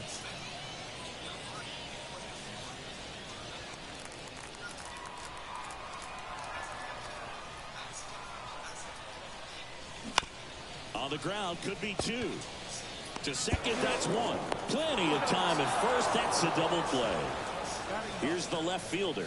Got what he was looking for on the mound right there, and his infielders took care of business. Pretty textbook execution between short and second to turn that into 2 outs. Rogers throws to first. That's the third. And we're back. Top half of the 3rd inning. So in now for Colorado, Brendan Rodgers. Out in front with the swing, and that is strike 1. All these Rockies, as you probably noticed, haven't been shy at the plate at all. In fact, they've probably been too aggressive at times. I'm specifically talking about the first pitch. These guys are swinging more than 80% of the time, which is fine if you're scoring runs, but that hasn't been the case today. Foul ball still, a 1-2 count.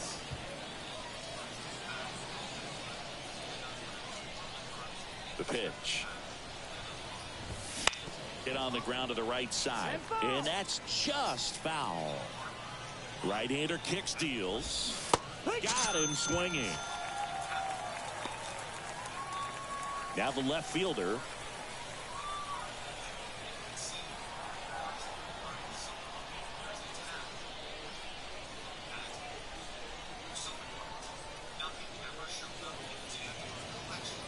Changing speeds has this lineup completely off balance in this one. We've seen a lot of mistimed swings, and it's been a challenge for these hitters to get their rhythm right.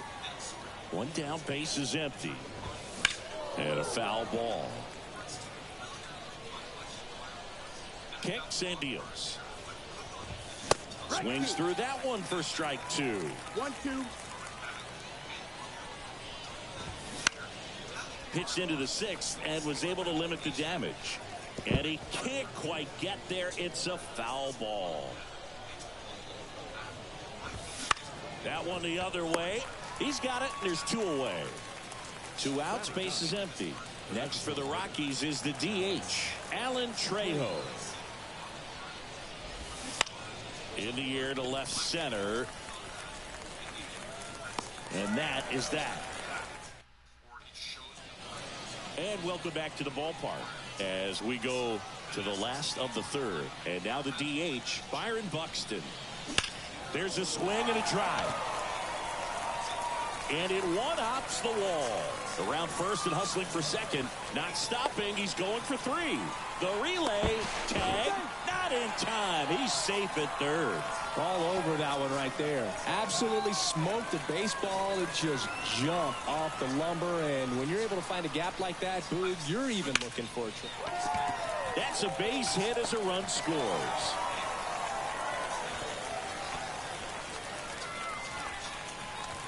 Well done. Drives in the run. Kind of a risky pitch coming inside with the breaking ball like that. You have to bury it. Otherwise, it's not too difficult to get the bat to it like he did that time.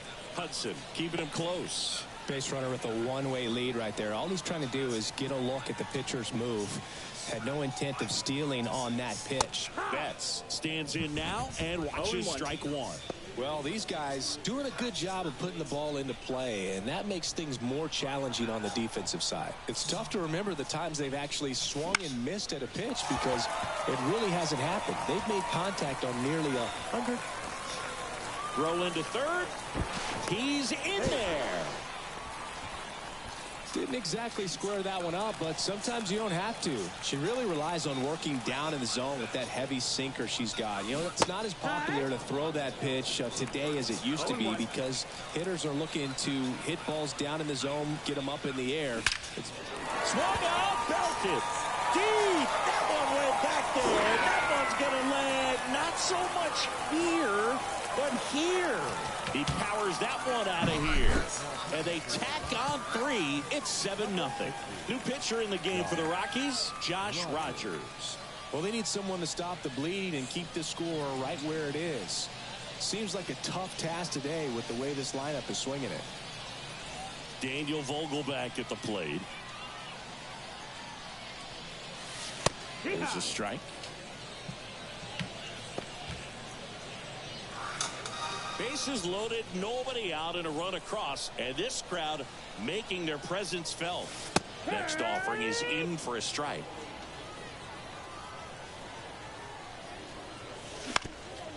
Up the middle. Tosses to first. Finally gets the first out here on the grounder. So up next, Justin Foscue. He's already homered in this game.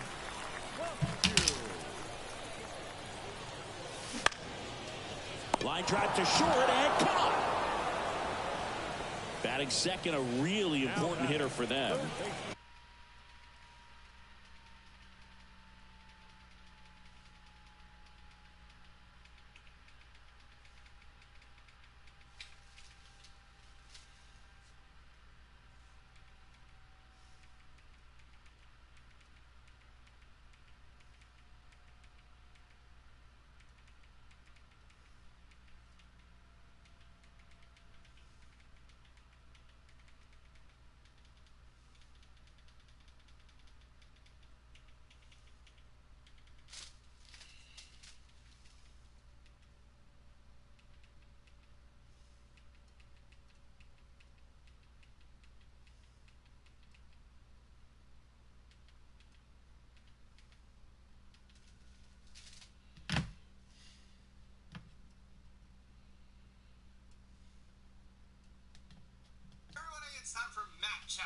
Down the third baseman, Kyle Seager.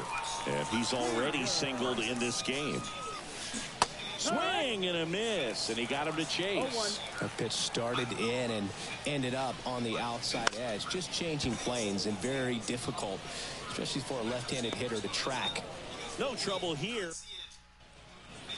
as we go to the top of the fourth. Now here is Brenton Doyle. Right through there for a strike. It's 0-1. Taylor is out. No balls, 2 strikes. Swings and misses. Had him way out front of the slurve. And first offering is fouled off. And No, ball that's it. one. That's the ball. And that's missed. off That's the ball. the inside edge. 2-1. Comes up empty. That's strike 2. 1 out, base is empty. Next offering is downstairs. He should get a pretty good pitch to hit here with 3-hole hitter coming up if he's walked. And a swing and a miss. 2 gone now. 2 outs, base is empty. Ryan McMahon steps to the plate. Pitch misses there, and it's 1-0. The Rockies down by a pair, and the crowd on its feet. Swing and a miss. 1-1. As he was out front that time.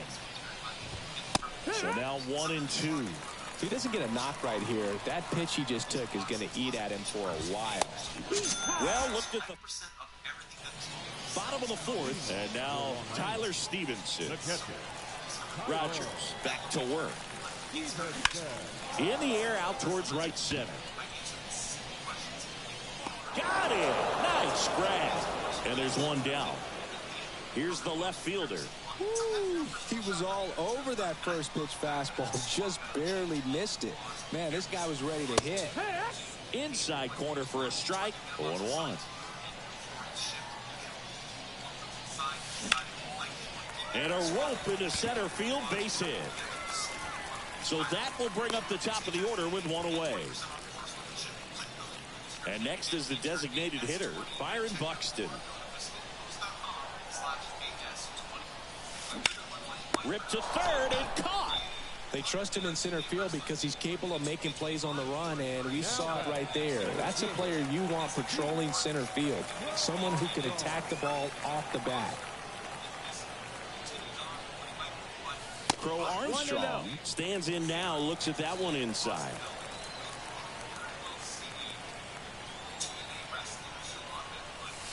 Inside, just missed.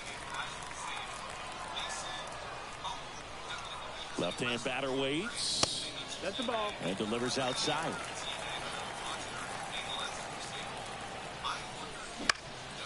Left field on his way over.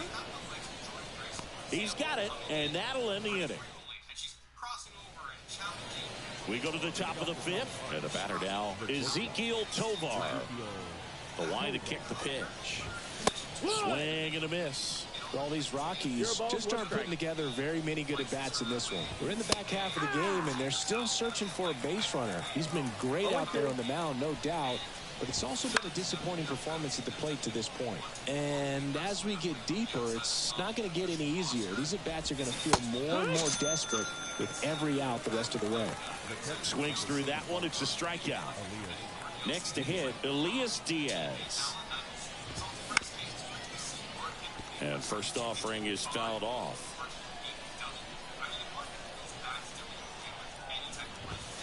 One thing with Max Muncy, and it'll be interesting to see what he throws here. He hammers the fastball. In the air out to center. Crow Armstrong should have it. Makes the grab. 2 down. Here's Michael Toglia. He struck out swinging at his first at bat.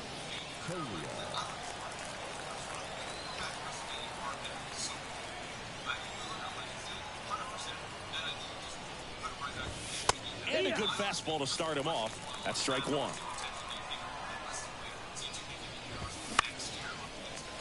The Rockies hitless so far in the game. Swing and a miss. Struck him out. We head to the bottom of the fifth. And now the shortstop, Mookie Betts. And here it comes. And strike one to Mookie Betts. Rogers, a 6'3" lefty. He features a 4-seam fastball, a slider, a changeup, and he works in a 2-seamer. One up, one down. And here is Larry Walker. Swung out, belted deep. That one went back there, and that one's going to land not so much here, but here. So 1 out, nobody on. Next to hit, Daniel Vogelbach. And right back to the mound. And Boog, if she plays like this on a consistent basis, making contributions on the mound and at the plate, it makes her so much more valuable to the team in the long run. Now fly ball to right center. Doyle makes his way towards it, flashes the leather on the running catch. And we're back, all set for the top of the sixth. So in now for Colorado, Brendan Rodgers. One thing with Max Muncy, and it'll be interesting to see what he throws here. He hammers the fastball.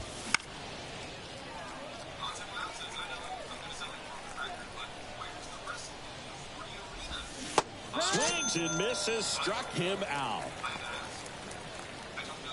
Now the left fielder, he's 0 for 1.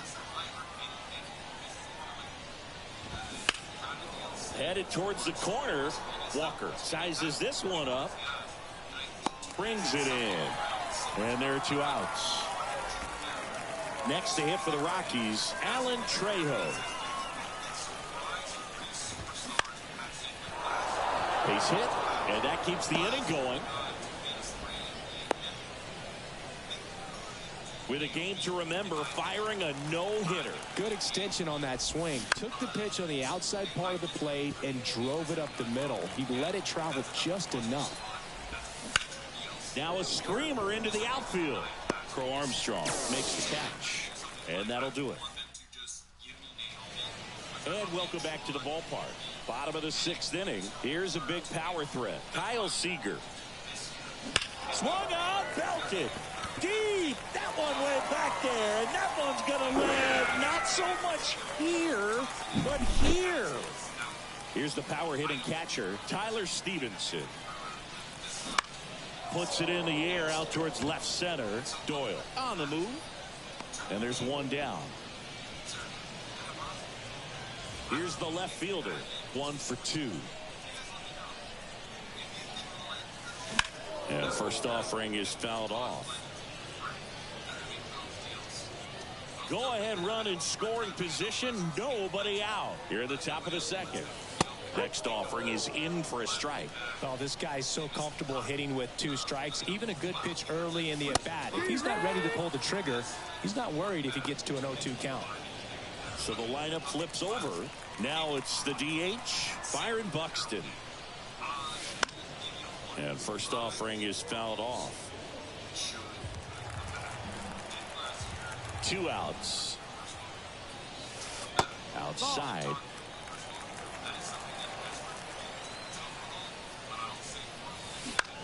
Swing and a ball hit out towards left center field. As this one sized up. Drops into the glove. And that ends the inning.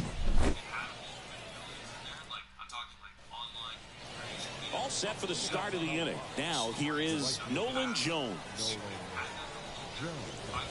That's in for a strike. Well, it's clear they're struggling with pitch selection today. Swinging at off-speed stuff off the plate. They need to be more patient and wait for the right pitch, not just the next pitch. It really looks like these hitters have been in between with their timing today. Good fastball, excellent slider, but they've not been able to commit to one velocity and stay there.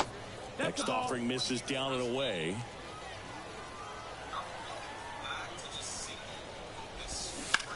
Swing and a high fly ball, pretty well struck right field. Walker going back. Grabs it right up against the wall. Ryan McMahon digging in for the Rockies. Well, I think the wind ended up being a factor right there. It's ripping in from right field right now. So otherwise, I think that ball's out of here. Cronenworth, a 7th round pick by the Rays in 2015 out of the University of Michigan, where he was a two-way guy. And in fact, the Rays used him that way. No balls, 2 strikes. It includes a player with a big season last year. Tova in the box again, takes a strike. Fastball in for a strike, 0-2.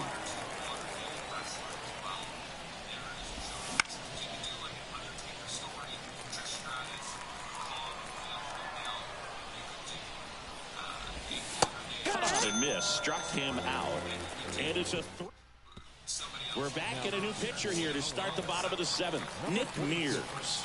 I think it's got to be a little tough coming in out of the pen when your guys are trailing so big on the scoreboard. Just doesn't have the same intensity to it, but he's got to find a way because these batters count the same for his stats, obviously, regardless of the score. Swing and a base hit. Just kind of sliced that one into center. Clearly seeing the ball very well in this one. Pitch was on the outside, didn't go the other way with it, but still a nice job of using the big part of the field to find a hole. No way he hits it that well if he hooks around the baseball there. Mears picks over. Crow Armstrong gets back easily.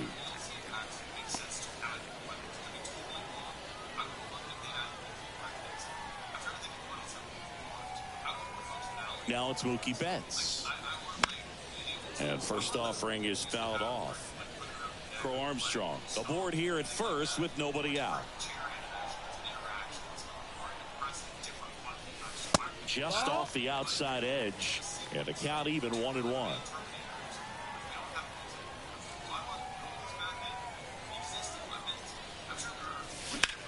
Now a high fly ball out to left center.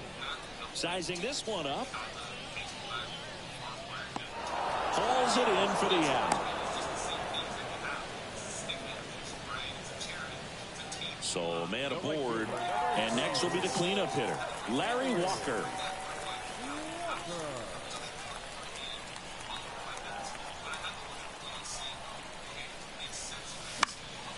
Fly ball down the line. Makes a nice grab and a full sprint. Out number 2. Man at first, and the batter now, Daniel Vogelbach.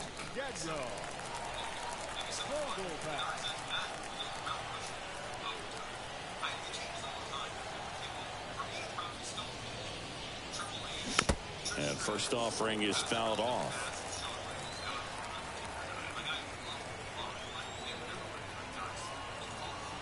2 outs. Swung out, belted. Deep. That one went back there, and that one's going to land not so much here, but here. That was blasted to the moon. It's 11-0. Base is empty with 2 away. Now it's the second baseman, Justin Foscue. Got into the 6th inning and turned in an okay showing. And that's a foul ball.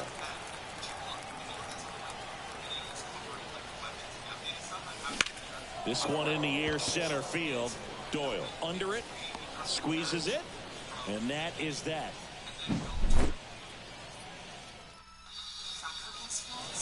Ready to begin the 8th. Now the Rockies catcher, Elias Diaz. Scott back to work. Swing and a miss. 0-1. 0-1. Fly ball to right. Hauls it in for the out.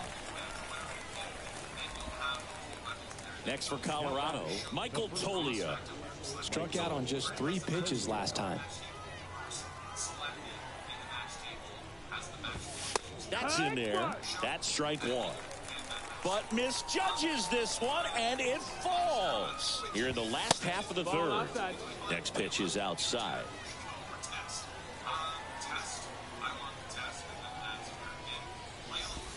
Swings through that. Pretty impressive. We haven't seen that pitch from him much, but he's got a really good feel when he throws it. Fights that one away. Still 1-2.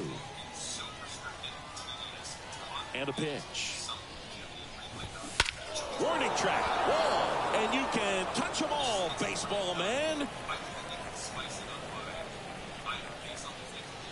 A gigantic blast. And they've got their first run. It's 11-1. Now it's Brendan Rodgers.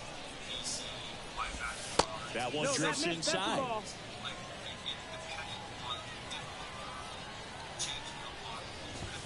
Swing and a miss, strike 1. Well, you got to find a way to catch up to that pitch. Perhaps shorten the swing, eliminate the stride. That one came in hot, but right down the middle, you're saying to yourself, how did I miss that pitch? Got to make a quick adjustment. 2 down. Just pulled off of it a little bit right there. That front shoulder coming open instead of staying closed. If he does that, he's going to be able to go up the middle the other way with some authority instead of a fly out to left. We'll head to the 9th. Last chance for the San Diego Padres. And puts the squeeze on that one. And that is that. On to the bottom of the 8th. Here's the 3rd baseman, Kyle Seager.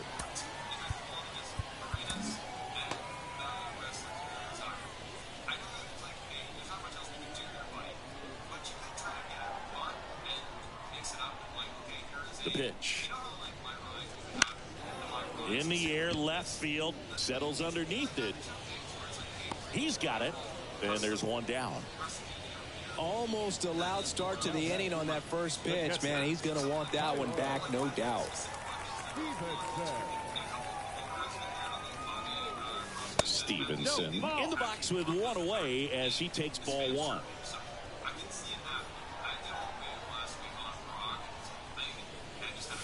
Next offering is in for a strike.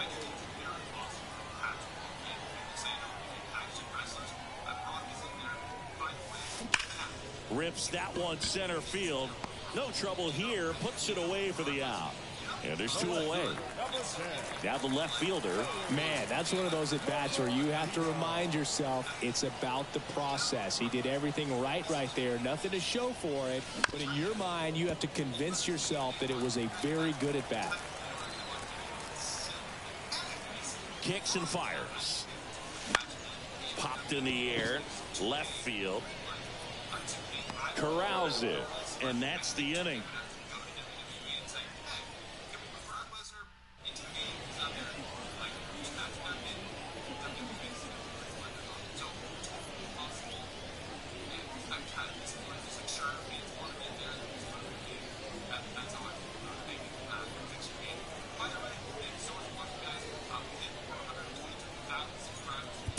We're back. It's the top of the ninth. And there's a new pitcher on the mound, number 74.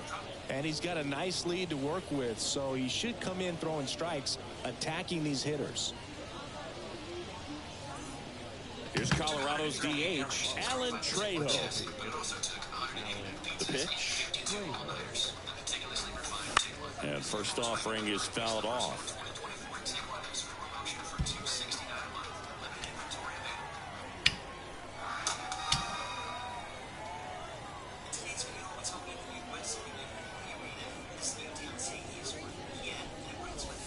That clips the corner.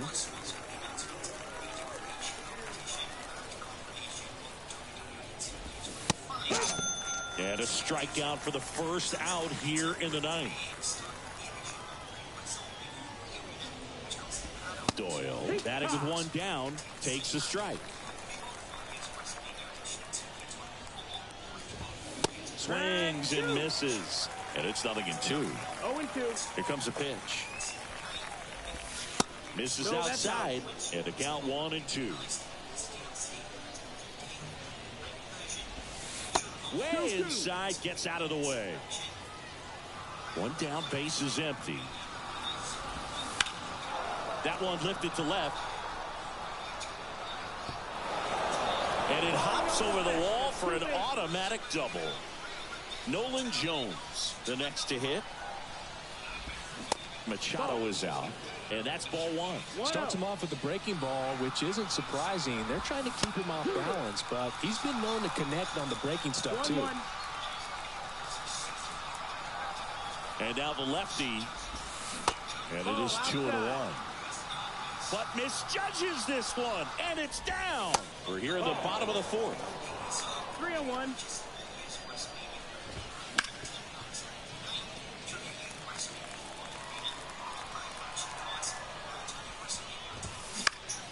Now this is in the air down the line.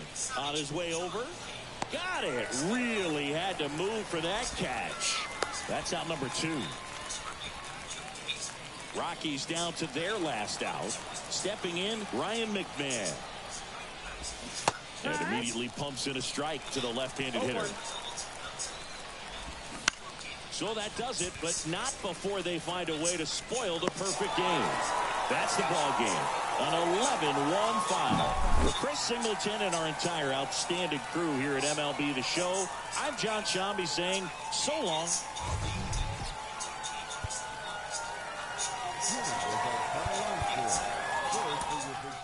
This WWE Games modder What's the Status has revealed that the patch contains 2 upcoming models for my faction. These models include an alternate version of Becky Lynch from 2018 and a classic version of Chad Gable from 2016. According to Status, Becky doesn't include any creation parts, though Chad's parts are available in the creation suite, so there's a good chance they'll be added as a new Persona card. Up next, how would you like to win a trip to SummerSlam? This one is for all of the creators out there, as 2K have announced a special creation competition that challenges players to design and create a unique outfit for Bianca Belair. The winning submission will see their attire recreated and worn by Bianca, the winner also receiving a WWE 2K24 branded Xbox Series X, tickets to SummerSlam, and a chance to meet Bianca. To enter the competition, you'll need to create your attire in-game and then upload a photo or video of your creation that shows your game tag to X, Instagram, or TikTok, and then tag the WWE Games account. The competition is open to residents of the United States and the District of Columbia, with submissions open until 11:59 on June 12th. Finally, we're talking WWE 2K25. There's a new report from Mike Johnson of PW Insider who's noted that the game is currently, quote, well underway. Now, there's not a lot to report. As to quote the full thing, it states, not that this is a shock to anyone, but development on WWE 2K25 video game is well underway. While the report doesn't cite any sources, I can confirm that Mike's report is right and that the game is currently in development, as during last month's quarterly earnings call, 2K listed WWE 2K25 as part of their upcoming release schedule, which listed the game with a release window of fiscal 2025. What that means is that the game is scheduled to release as part of the fiscal business year, which runs from April 6, 2024 to April 5, 2025, all but confirming that 2K25 will follow previous releases and target a release release date around March. While this isn't a major surprise, there were some worries that the game might be pushed back after the 2K24 DLC was extended to November, as it was speculated that the later DLC could be used to fill a gap between 2K24 and 2K25, though judging by the release window that was shared in the investor call, 2K currently have no plans to delay. So that's the latest news roundup for WWE 2K24 and 2K25. Let me know what you make of it in the comments, and stay tuned to the channel for all the latest news and updates. Until next time though, thank you so much for watching this video. Have yourself an awesome day. I'll catch you later.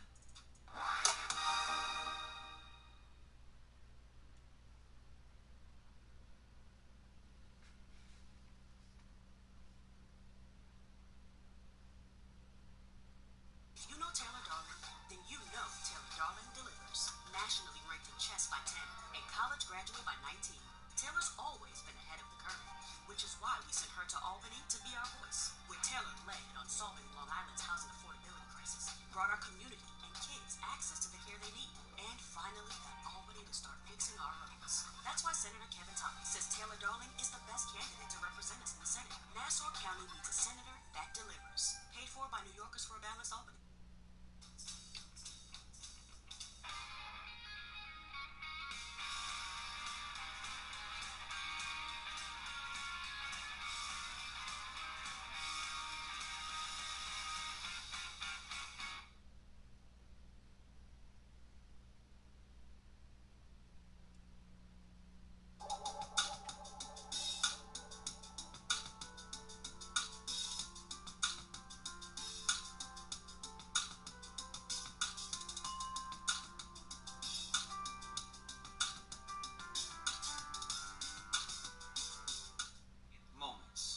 Moments have defined players' legacies for as long as the NBA has existed, and no moments are more significant than the ones that take place in the NBA Finals.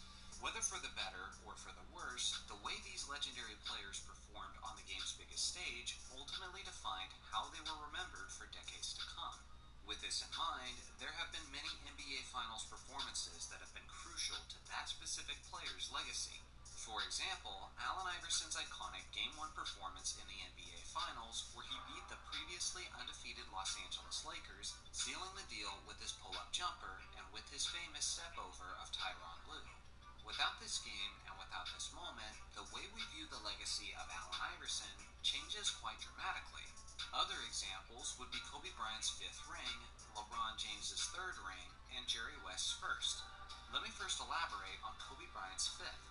Sure, the Mamba had already won 4 championship rings heading into the 2010 season, but 3 of those were with Shaq as the lead star, and the 4th was an easier ring due to Kevin Garnett's season-ending knee injury, which otherwise would have likely resulted in an NBA Finals rematch between the Lakers and the Celtics in 2009.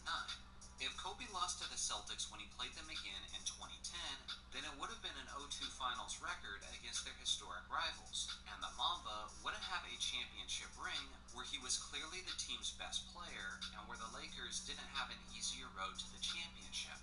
Not to mention how Kobe's 4 rings would have left him just short of Magic Johnson's total of 5, which would almost certainly eliminate Kobe from consideration of the greatest Laker of all time.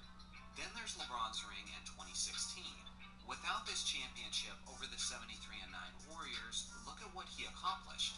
He won 2 championships in 4 years on a stacked Miami Heat super team, where even LeBron himself had previously predicted at least 8 championships.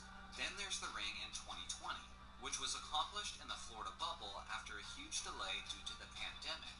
And to this day, many people refer to this ring as the Mickey Mouse Championship, trying to invalidate its legitimacy. Without the championship over the highly favored Warriors, LeBron's accomplishments are all basically seen as easy road achievements, and he's almost certainly not in the greatest of all time conversation without this legacy-defining moment. Then there's Jerry West's first and only championship ring in 1972. The logo is also remembered by another nickname, Mr. Clutch. But if he finished with a tragically winless 8-0 Finals record, it's honestly debatable whether or not anyone would still use that nickname today. Although he was never able to lead his Lakers past the superior Boston Celtics, he did end up finally redeeming his legacy a bit when his all-time great 1972 Lakers defeated the New York Knicks in the finals. Obviously, without this lone championship ring, West would inevitably have more damning narratives about his career as a player.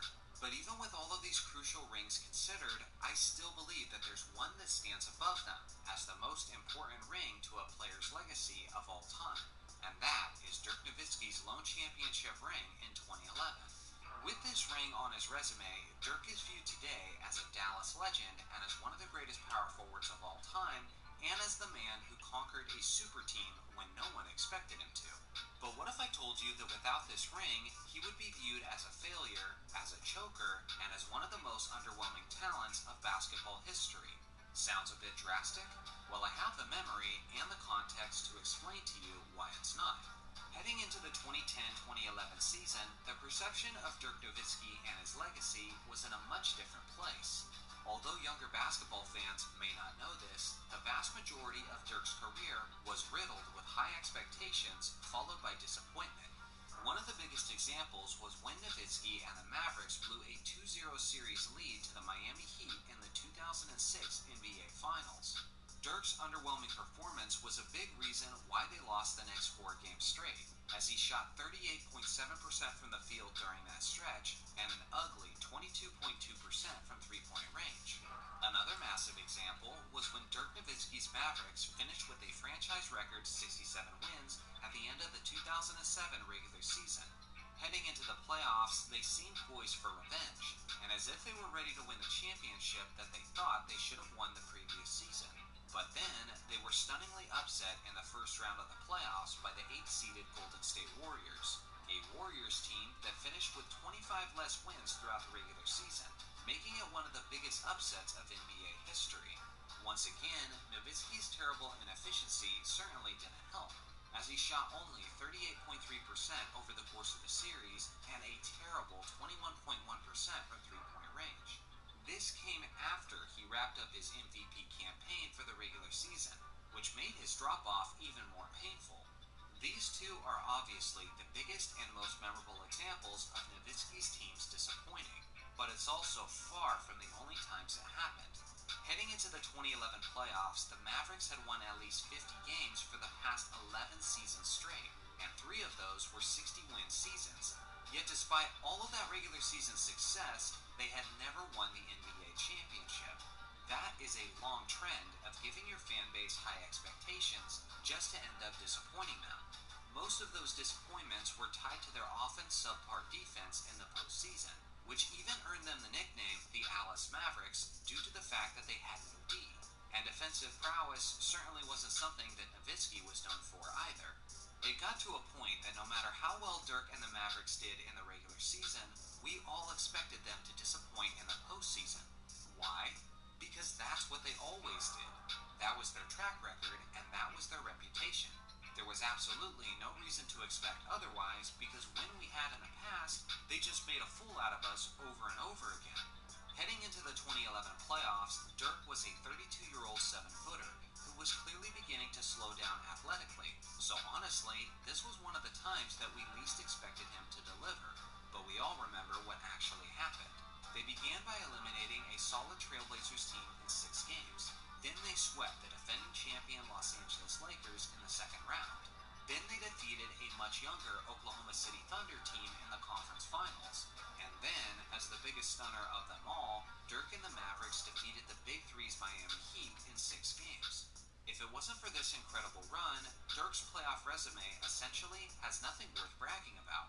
He would have been sitting around the top of the list of the greatest talents to never win a championship, and he would be seen as one of the biggest chokers of playoff history. This championship ring literally changed everything for Nowitzki, even to the point that many young fans today don't even realize that this terrible legacy was a very realistic possibility that was just narrowly avoided. I'm not even suggesting that this was a fair and accurate way to view Dirk Nowitzki at this point in his career, because when all things are considered, you realize that he didn't have a tremendous amount of superstar support throughout the vast majority of his prime years. But, regardless of whether or not it was fair for him to be viewed as a choker, by and large, that was the reality reality of how he was viewed pre-2011 finals. You've heard it, and I've heard it. The idea that players back then were slower, weaker, and smaller than modern-day athletes. Is it somewhat accurate? Probably. Is it also grossly exaggerated? Probably that too. In the past 10 years of modern NBA basketball, the average height of the NBA player is 6 foot 7 inches tall and weighs 220.7 pounds. In the 10 years of the 1980s, the average height was also 6 foot 7 inches tall and the average weight was 207 pounds. So although they stood just as tall side to side to one another, the major difference was the weight of the players at nearly 14 pounds less. Simply put, this difference was usually made up of muscle mass. Modern players have an advantage with modern training methods, eating habits, and fitness routines. Guys in the 80s were simply skinnier, but many of them were still very athletic and had lean muscle. They just overall looked a little less physically imposing than today's players. This has partially led some newer fans to criticize this era when they're looking at some of the most non-threatening and least athletic players of the 80s.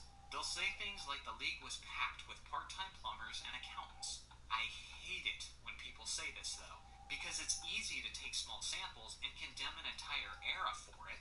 It's almost like when people think of the state of athleticism in 2020, they automatically think of Giannis. And when they think of the state of athleticism in the 90s, they think of Jeff Hornacek. The problem with that is that it's erring on an extreme example and isn't a proper survey of the athleticism of the league as a whole at that time. Want another example? Picture 20 years from now. People are hating on LeBron James, saying he didn't play in a strong era of real athleticism, and here's their future arguments. How strong is LeBron's era in 2016 when he lost the MVP race to a guy who struggles to dunk a basketball? How strong could that era have been when one of the best players in the league was someone who was consistently overweight? In LeBron's era, he played against plumbers like J.J. Redick and Kelly Olynyk. How weak were the athletes in LeBron's era if a guy who was only 5 foot 9 inches tall could average nearly 30 points per game? Don't you guys see how ridiculous and biased these statements are? Although many of the statements are true to an extent, they're cherry-picking details and acting as if it's the complete picture. They're completely lacking context, but statements like these are usually just emotionally motivated agendas in order to build a negative narrative about a player that they don't like as much as their favorite player.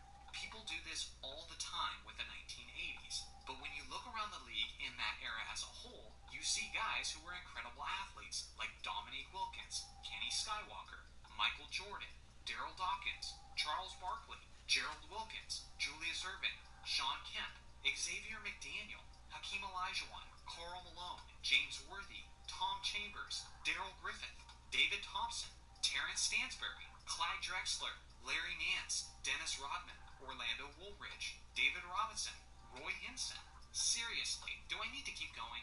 Many people are just too young or weren't watching at that time to know about a lot of the freakishly gifted athletes of the 1980s, just like how 20 to 30 years from now, many people won't know about many of the great athletes we watch in today's game. I gotta be real with you guys. I have to monitor how much time I spend on social media platforms like Instagram and Twitter, because some of the basketball takes on there are seriously awful for my mental health. I remember my first pull in spring.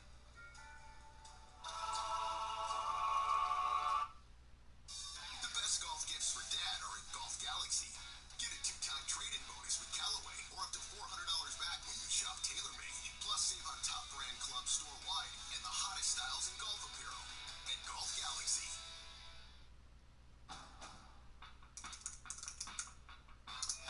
We gave it more passenger space and made its tech intuitive with Google Built-In. With the all-new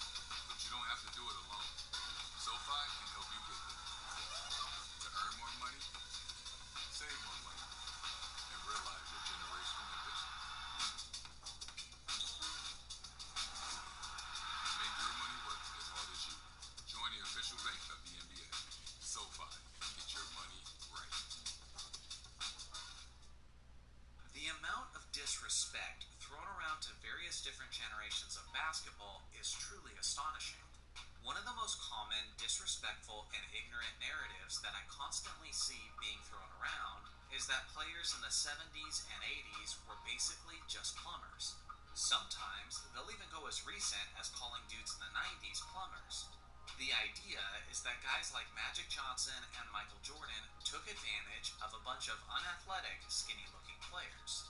I hate this narrative because it's overly simplistic, and it doesn't accurately represent the league as a whole during those eras.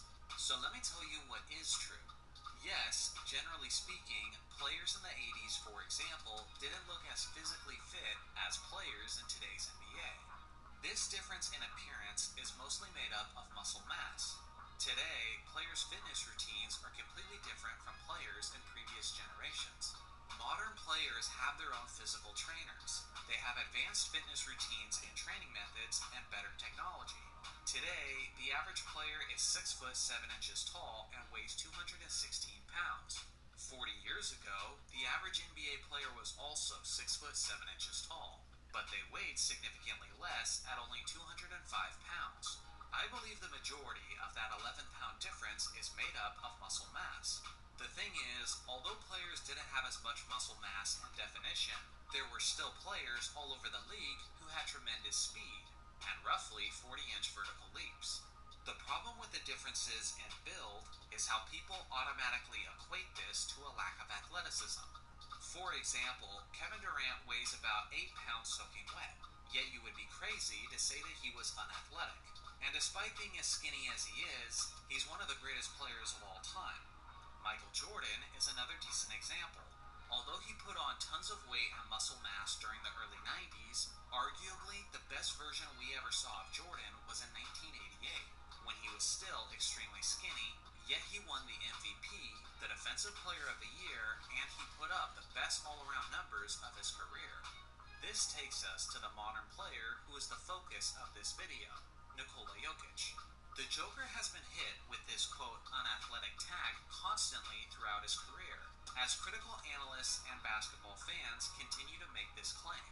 Sure, he may not be the fastest runner or the greatest leaper, and he doesn't have almost any muscle definition, but he greatly makes up for it with his incredible court vision, with his size and wingspan, with his solid footwork, with his high basketball IQ, with his stamina, and with his efficient shooting all over the court. Jokic isn't close to being the greatest track and field athlete in the game today, but he is the best basketball player in the NBA today. The beauty of the game of basketball is that it's a form of art, and you don't have to be the most athletically gifted player to excel in the sport. You just have to be incredibly skilled and know how to play. If athleticism was the main separating factor between the average players and the great players, then a guy like Shannon Brown would have been dominating the NBA throughout the late 2000s. Some of you may not even know who Shannon Brown is, but if you were a Laker fan during that era, then you definitely do. That guy was providing a jaw-dropping highlight just about every other night. Although he had the speed, strength, and leaping ability to jump out of the gym, he simply lacked the skills of an elite basketball player, and before he reached the age of 30, he couldn't even find a spot on an NBA roster. I'll give another example, this time of an older player. Orlando Woolridge was a remarkable athlete, and honestly, a very quality basketball player. Much better than Shannon Brown, that's for sure. Orlando was a 6'9" small forward who was incredibly strong, with tremendous muscular definition. He was also quick and was one of the highest leapers in the entire league, regularly oohing and awing crowds with his insane displays of athleticism. Fun fact, he was also the first player to ever make an East Bay dunk in the NBA's dunk contest. With that being said, he didn't quite have the overall skills to be one of the best players in the league, as he never made a single NBA All-Star team, and a far less athletic guy like Larry Bird regularly cooked Woolridge almost every time they matched up against each other. Speaking of Larry Bird, I believe he's one of the legends who becomes the most validated by Nikola Jokic's success. Jokic is only 2 inches taller than Bird, but both guys had elite court vision. Both guys were elite rebounders, both guys were fantastic shooters, and both guys were fundamentally sound. Like Jokic, Bird certainly had the size to compete in any era, but from the day he was drafted into the league, Bird was constantly making a fool basketball abilities. He could handle the basketball, he could misdirect the opponent, he could hit a shot from seemingly anywhere on the court, and he facilitated as if he had eyes in the back of his head.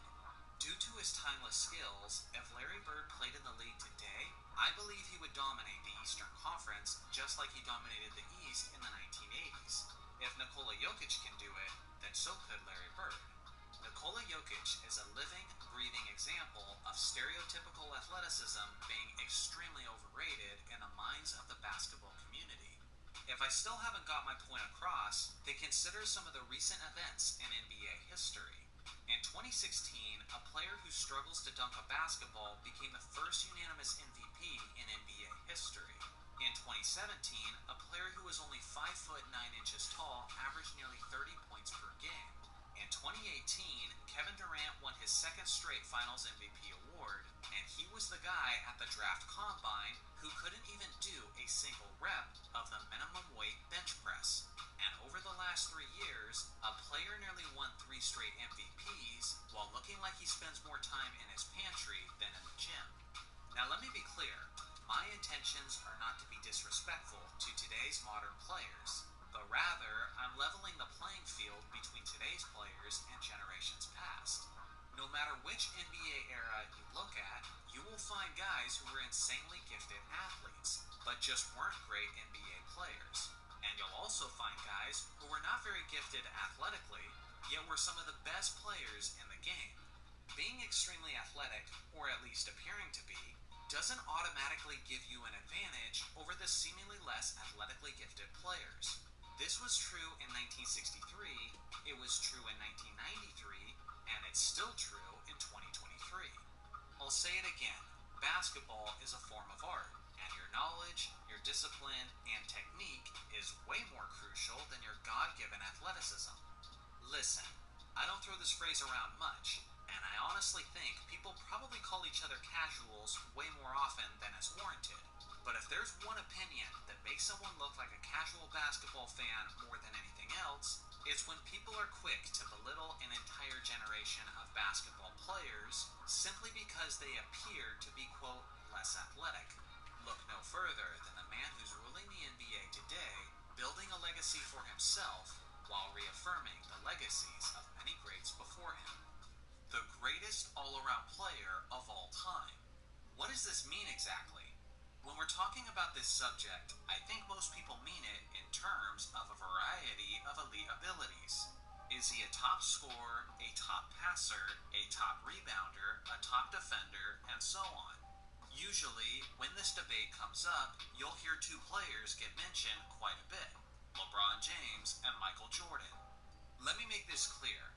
This video is not intended to be a criticism against either of those players. Both Jordan and LeBron are immensely talented in a variety of ways, and each of those players have a legitimate argument for that title. But the thing is, I think Larry Bird's case is just as strong, but for some reason, he's almost never given that same level of recognition on this particular topic. Now let me break down the main reasons why I think Bird's case is so strong. For one, Larry Bird has no weaknesses in his game. Think about how rare that actually is, even when considering some of the GOAT candidates. It can be argued that Michael Jordan's weakness was his three-point shooting, especially earlier in his career. LeBron James is a below-average free throw shooter. Magic Johnson wasn't a great defensive player. Wilt Chamberlain and Shaquille O'Neal were terrible free throw shooters.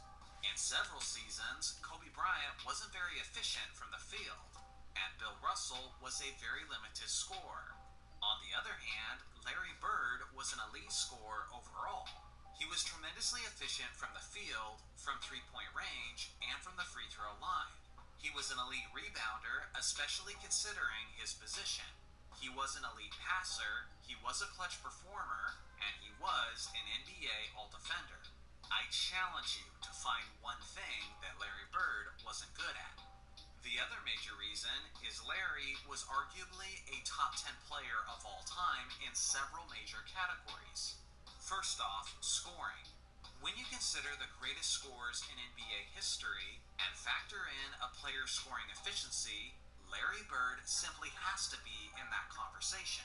He had a career scoring average of 24.3, which is only slightly behind the career scoring average of Kobe Bryant. He also has the second most 50-40-90 seasons in NBA history, trailing only Steve Nash. And Nash was never the 25 to 30 points per game player that Bird usually was. Over a 5-year stretch, from 1985 to 1989, Larry Bird averaged 28 points on 50-40-90 percentages. That level of sustained scoring efficiency is basically unmatched by the rest of NBA history. So again, he's arguably a top 10 scorer of all time. He's also arguably a top 10 rebounder in NBA history, when you consider the position he played. According to StatMuse, among small forwards, Bird has the 4th highest rebounds per game average in NBA history at 10.1. The thing is, every other player in the top 8 spots all played in the 1960s, which was easily the most inflated rebounding era in the game's history, and that was due to lower field goal percentages and a faster pace of play. The closest small forward to Larry Bird in rebounds per game who didn't play in the 1960s was Shawn Marion, who wasn't even close to Larry's numbers. He was able to accomplish this thanks to his 6'9" frame, thanks to his all-out play style, and because of his intelligence on the court. In clutch situations, he dominated the boards to an even greater extent. For goodness sake, in the 1984 NBA Finals, Bird averaged 14 rebounds per game over the course of the series, compared to the Lakers' Kareem Abdul-Jabbar, who averaged 8.1. In the 1981 Finals, Bird averaged 15.3 rebounds, going toe-to-toe with the legendary rebounder Moses Malone. When you consider the era and the position he played, Bird is not only a top 10 scorer of all time, but he's also a potential top 10 rebounder of all time. Then you have Bird as a passer. He had creativity and court vision that was very nearly on the level of the great Magic Johnson. At times, it looked as if Bird had eyes in the back of his head with some of the passes he was making. Among small forwards, Larry has the second highest assist per game average of all time, ahead of Scottie Pippen and trailing only LeBron James. But unlike LeBron James and Scottie Pippen, Bird's assist per game average actually increased in the postseason. When I recently did a video on the top 10 passers of all time, I had Bird as an honorable mention. And good lord, that created a whole bunch of backlash in the comments section. For me, he's in the 11 to 13 range. But at the very least, we can all agree that he's arguably a top 10 passer. Beyond that, there's three-point shooting. Bird is tied for the most three-point contest victories in NBA history with a total of 3, which he won in consecutive seasons. In the 1980s, he was regularly among the league leaders in both three-point percentage and in three-pointers attempted. He has every kind of three-point shot in his arsenal, as he can hit them while off balance, he could pull up in transition, and he could catch and shoot. Throw in the fact that he was one of the most clutch three-point shooters to ever live, and yeah, at the very least, Bird has an argument for being a top 10 three-point shooter. So to recap, he's arguably a top 10 scorer all time, a top 10 rebounder, a top 10 passer, and a top 10 three-point shooter. Now, Bird is not a top 10 defensive player, but without a doubt in my mind, he's an extremely underrated defensive player. One thing he was known for was always giving his best energy and effort on the defensive end. You're going to be hard-pressed to find a substantial amount of footage of Bird being lazy on defense, as his blue-collar, grit-and-grind personality translated seamlessly to the court. Although he wasn't the fastest player on the court, he was extremely quick with his hands, as Bird was regularly among the league leaders in steals per game, as he averaged 1.7 over the course of his career. He was also an above-average shot blocker for his position, as he averaged 0.84 over the course of his career, which is actually a higher blocks per game average than proven defensive small forwards like LeBron James and Kawhi Leonard. Bird has 3 All-Defense Team selections on his resume, and even finished as high as 3rd overall in the Defensive Player of the Year rankings in 1983. If it wasn't for his humility, he would likely be the NBA's record holder for the most steals in a single game, seeing how he got a total of 9 in only 3 quarters against the Utah Jazz in 1985. Despite sitting out the fourth, Bird was just 1 steal shy of the illustrious quadruple-double. I promise, I'm not trying to convince you that he was basically Dennis Rodman on the defensive end. But at the very least, Bird was an elite defensive player, who usually isn't recognized as such by modern fans. Again, to sum this all up, Larry Legend had basically no weakness in his game, while being top tier in many different aspects of the game.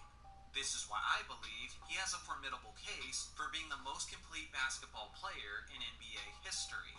There are some other candidates that I would consider as well. Guys like Michael Jordan, LeBron James, Kevin Durant, and Hakeem Olajuwon. But at the end of the day, when all things are considered, Bird might just be my ultimate choice. When people talk about the great power forwards of the early 2000s, 3 all-time great names usually come up, as they should: Tim Duncan, Kevin Garnett, and Dirk Nowitzki. But one player who rarely gets mentioned who was competing at that elite level at that same position was the all-star Chris Webber, who for a variety of reasons gets overlooked among the great forwards of that era. Today, we're evaluating the legacy, talent, and overall career of Chris Webber, and we'll start as we always do by taking it back to the beginning of his career. Chris was drafted with the first overall pick in the 1993 NBA draft by the Orlando Magic, but was then immediately traded to the Golden State Warriors for Penny Hardaway and 3 future first-round picks. His talent earned him the first selection as he was a quality scorer, a solid ball handler, and could rebound with the best of them, and those skills translated extremely well to the NBA level. With Webber added to the starting lineup, the Warriors became a winning team once again, on their way to the NBA playoffs. They went 50-32 throughout the regular season, and Webber was named that season's Rookie of the Year, with averages of 17.5 points, 9.1 rebounds, 3.6 assists, and 2.2 blocks on 55.2% shooting. It was a strong first season that ultimately ended in a sweep to the defending Western Conference champions, the Phoenix Suns. Despite quickly approaching star status with his significant impact, not all was well within the Golden State organization. Head coach of the Warriors, Don Nelson, and Webber butted heads. Nelson had a history of coaching small ball lineups, so Nelson naturally moved the 6'9" Webber to the center position, which was a position Webber wasn't very comfortable playing. With Chris's ball handling skills, he wanted to be involved in the offense in more ways than simply standing in the paint and waiting for the ball to be dumped down to him. The issues left Webber wanting out of the situation, so he exercised his 1-year escape clause, and the Warriors agreed to a sign-and trade that sent him to the Washington Bullets. The Bullets were a team devoid of talent, and Chris would be a major addition in that aspect. But even though he would put up nice numbers in his first 2 seasons with the team, he also did it in limited time, as he dealt with significant injuries, playing in only 69 out of the 164 games. It wasn't until his 3rd season with Washington that Webber had a healthy season and broke out as an all-star. He averaged 20.1 points, 10.3 rebounds, 4.6 assists, and 1.9 blocks on 51.8% shooting. This was good enough to lead them to a 44-38 record and the 8th seed in the playoffs before they were eliminated by Jordan and the Bulls. Thanks to Webber, this was Washington's first playoff appearance in 9 seasons. By the summer of 1998, Webber had established himself as one of the better power forwards the league had to offer. But after failing once again to make a deep postseason run, Washington was ready to commit to a full rebuild, and traded Webber to a place where he would settle down and enjoy the prime of his career, the Sacramento Kings. With additional acquisitions of Peja Stojakovic, Vlade Divac, and Jason Williams, Sacramento was quickly building themselves a contender in the Western Conference. Webber would continue to improve his game as he led the league in rebounds in 1999 with 13 per game, which ended Dennis Rodman's streak of 7 straight seasons as the rebounding champion. Chris's prime season came in the 2000 to 2001 campaign, where the 27-year-old put up 27.1 points, 11.1 rebounds, 4.2 assists, and 1.7 blocks on 48.1% shooting. At this point, Webber was legitimately in the conversation of being the best power forward in the entire league. His 27.1 points per game is a higher average than Tim Duncan, Kevin Garnett, or Dirk Nowitzki have ever achieved. With these incredible numbers, Webber led Sacramento to a 55-27 season as he finished 4th overall in the league MVP race. They would go on to lose in the playoffs to Shaq and Kobe's Lakers for the second straight season, as their rivalry was continuing to heat up. But the following season appeared to be Webber's and the Sacramento Kings' year. As a Lakers fan who hates to admit this, I can say that the 2002 Kings had a beautiful and unselfish style of team basketball, as they had 7 players who averaged double-digit scoring over the course of the season. Webber once again did his part, as he put up solid numbers throughout the season, leading the Kings to a 61-21 record, which was easily the best record in franchise history. After handily beating the Utah Jazz and the Dallas Mavericks in the first 2 rounds, the stage was set for the game's biggest rivals to square off for the 3rd straight season. Lakers, Kings, best of 7. At this point, everyone who followed the NBA closely knew that this was the real NBA championship. The Western Conference was superior in talent to the Eastern Conference, and it didn't matter who represented the East in the finals. Both the Lakers and the Kings would destroy them. Over the series, Webber did lead the Kings in turnovers and made several crucial blunders in critical moments, which I'll touch on more later. But overall, he had a monster series, putting up strong all-around numbers. This would be a classic 7-game series for the ages, but unfortunately, it may also be the most controversial series of NBA history. The Lakers would win this series in overtime of the 7th game, but many people think it shouldn't have even got to that point. Sacramento was leading the series 3-2 when Game 6 had numerous questionable calls throughout the game that was going almost entirely in the Lakers' favor. It seemed just like bad refereeing at the time, but it turns out it was probably much more than just that. Years later, NBA referee Tim Donaghy was convicted and sent to prison for illegal gambling, as he bet on NBA games that he refereed. Donaghy has since said that the league had an agenda to have the Lakers win Game 6. Whether or not you believe this statement is up to you. Based on this information, Chris Webber should be an NBA champion and be known as the man who is the best player on the team that ended the Shaq and Kobe dynasty. This is another reason why Chris Webber's legacy is overlooked, although I don't think it should be.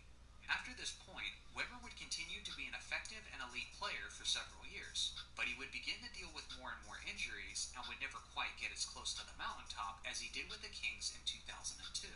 He closed out his career playing with Philadelphia, Detroit, and the Golden State Warriors. Looking at the totality of his career, Webber was a 5-time All-Star, he made 5 All-NBA teams, was the 1994 Rookie of the Year, and was the 1999 Rebounding Champion. Overall, he was a solid scorer, could bang down low, but also had a quality mid-range jumper. He was a terrific rebounder, and was one of the best passing big men of his era. In my opinion, Webber had the perfect storm of circumstances for being a great player who gets overlooked in history. For one, he should have been an NBA champion, but he wasn't. Second, he was a bit of a journeyman who spent the majority of his career playing for less prestigious teams. And 3, he didn't play long enough to rank very high on the all-time lists. Not everything about Webber's game was fantastic, though. He was a player who was known to make many crucial errors and mistakes when it counted. After all, one of his most famous plays of his career was actually from his college days with the Michigan Wolverines, when he called a timeout in the final moments when his team didn't have any. This resulted in a technical foul, possession going to North Carolina, and ultimately caused his team to lose the national championship game. Some of these mental lapses continued into his basketball career, as he made many costly turnovers, like I alluded to from the 2002 West Finals. And I even remember an instance in the playoffs where he already had a technical foul and was visibly upset and nearly got ejected by picking up his second one when Kobe Bryant tried to calm him down so that he could stay in the game. That's right. His opponent tried to get him to keep his cool so that he could remain in the game for what was, at the time, the biggest game of his life. Regardless of his judgment issues in key moments, Webber was still an overall all-time great at his position. He had a higher career scoring average than Tim Duncan and Kevin Garnett, and he had a higher assist per game average than Duncan, Garnett, and Dirk Nowitzki. I wouldn't rank him higher on the all-time list than Duncan, Dirk, or Garnett, but at the very least, he belongs in that class of great big men. What if I told you that you could have an experienced point guard who could score and facilitate among the best of them? What if I told you that he was a fantastic two-way player, who was a more efficient scorer than even many centers, and who had accolades on both ends of the court, as he was also one of the greatest pickpockets in NBA history? What if I told you that he was the leading floor general for a team who had the argument for the title of the greatest NBA team of all time? If you knew all that, would you want him to be your starting point guard? The player I'm talking about is the legendary Hall of Famer Maurice Cheeks, more commonly referred to as Mo Cheeks. Not only is he underappreciated today, but he was even underappreciated during his era, as Cheeks' career overlapped with the likes of Magic Johnson, Isaiah Thomas, and John Stockton. So it's no wonder that he didn't get his due respect. He did make 4 All-Star teams and 5 All-Defense teams. Famously, he was one of the leaders of the 1983 Philadelphia 76ers, who only lost 1 game in the playoffs on their way to the championship. He was also one of the greatest playoff performers in the history of the league. And to emphasize that, look no further than this insane stat. Mo Cheeks made the NBA playoffs in 13 out of his 15 seasons in the league. And in each and every one of those 13 playoff seasons, his scoring dramatically increased from the regular season. Simply put, playoff Maurice was a thing. From finding your peace to finding your pace. Relax and recharge around the world with Marriott Bonvoy. Downy does more to make clothes softer, fresher, and better. Because sometimes your work shirt needs to be a soft, cozy pillow. Downy, breathe life into your laundry. The new Hyundai Elantra with America's best warranty. There's joy in every journey. Get 3.49% APR for 60 months, plus 500 bonus cash on the Hyundai Elantra. Visit your local Hyundai dealer today.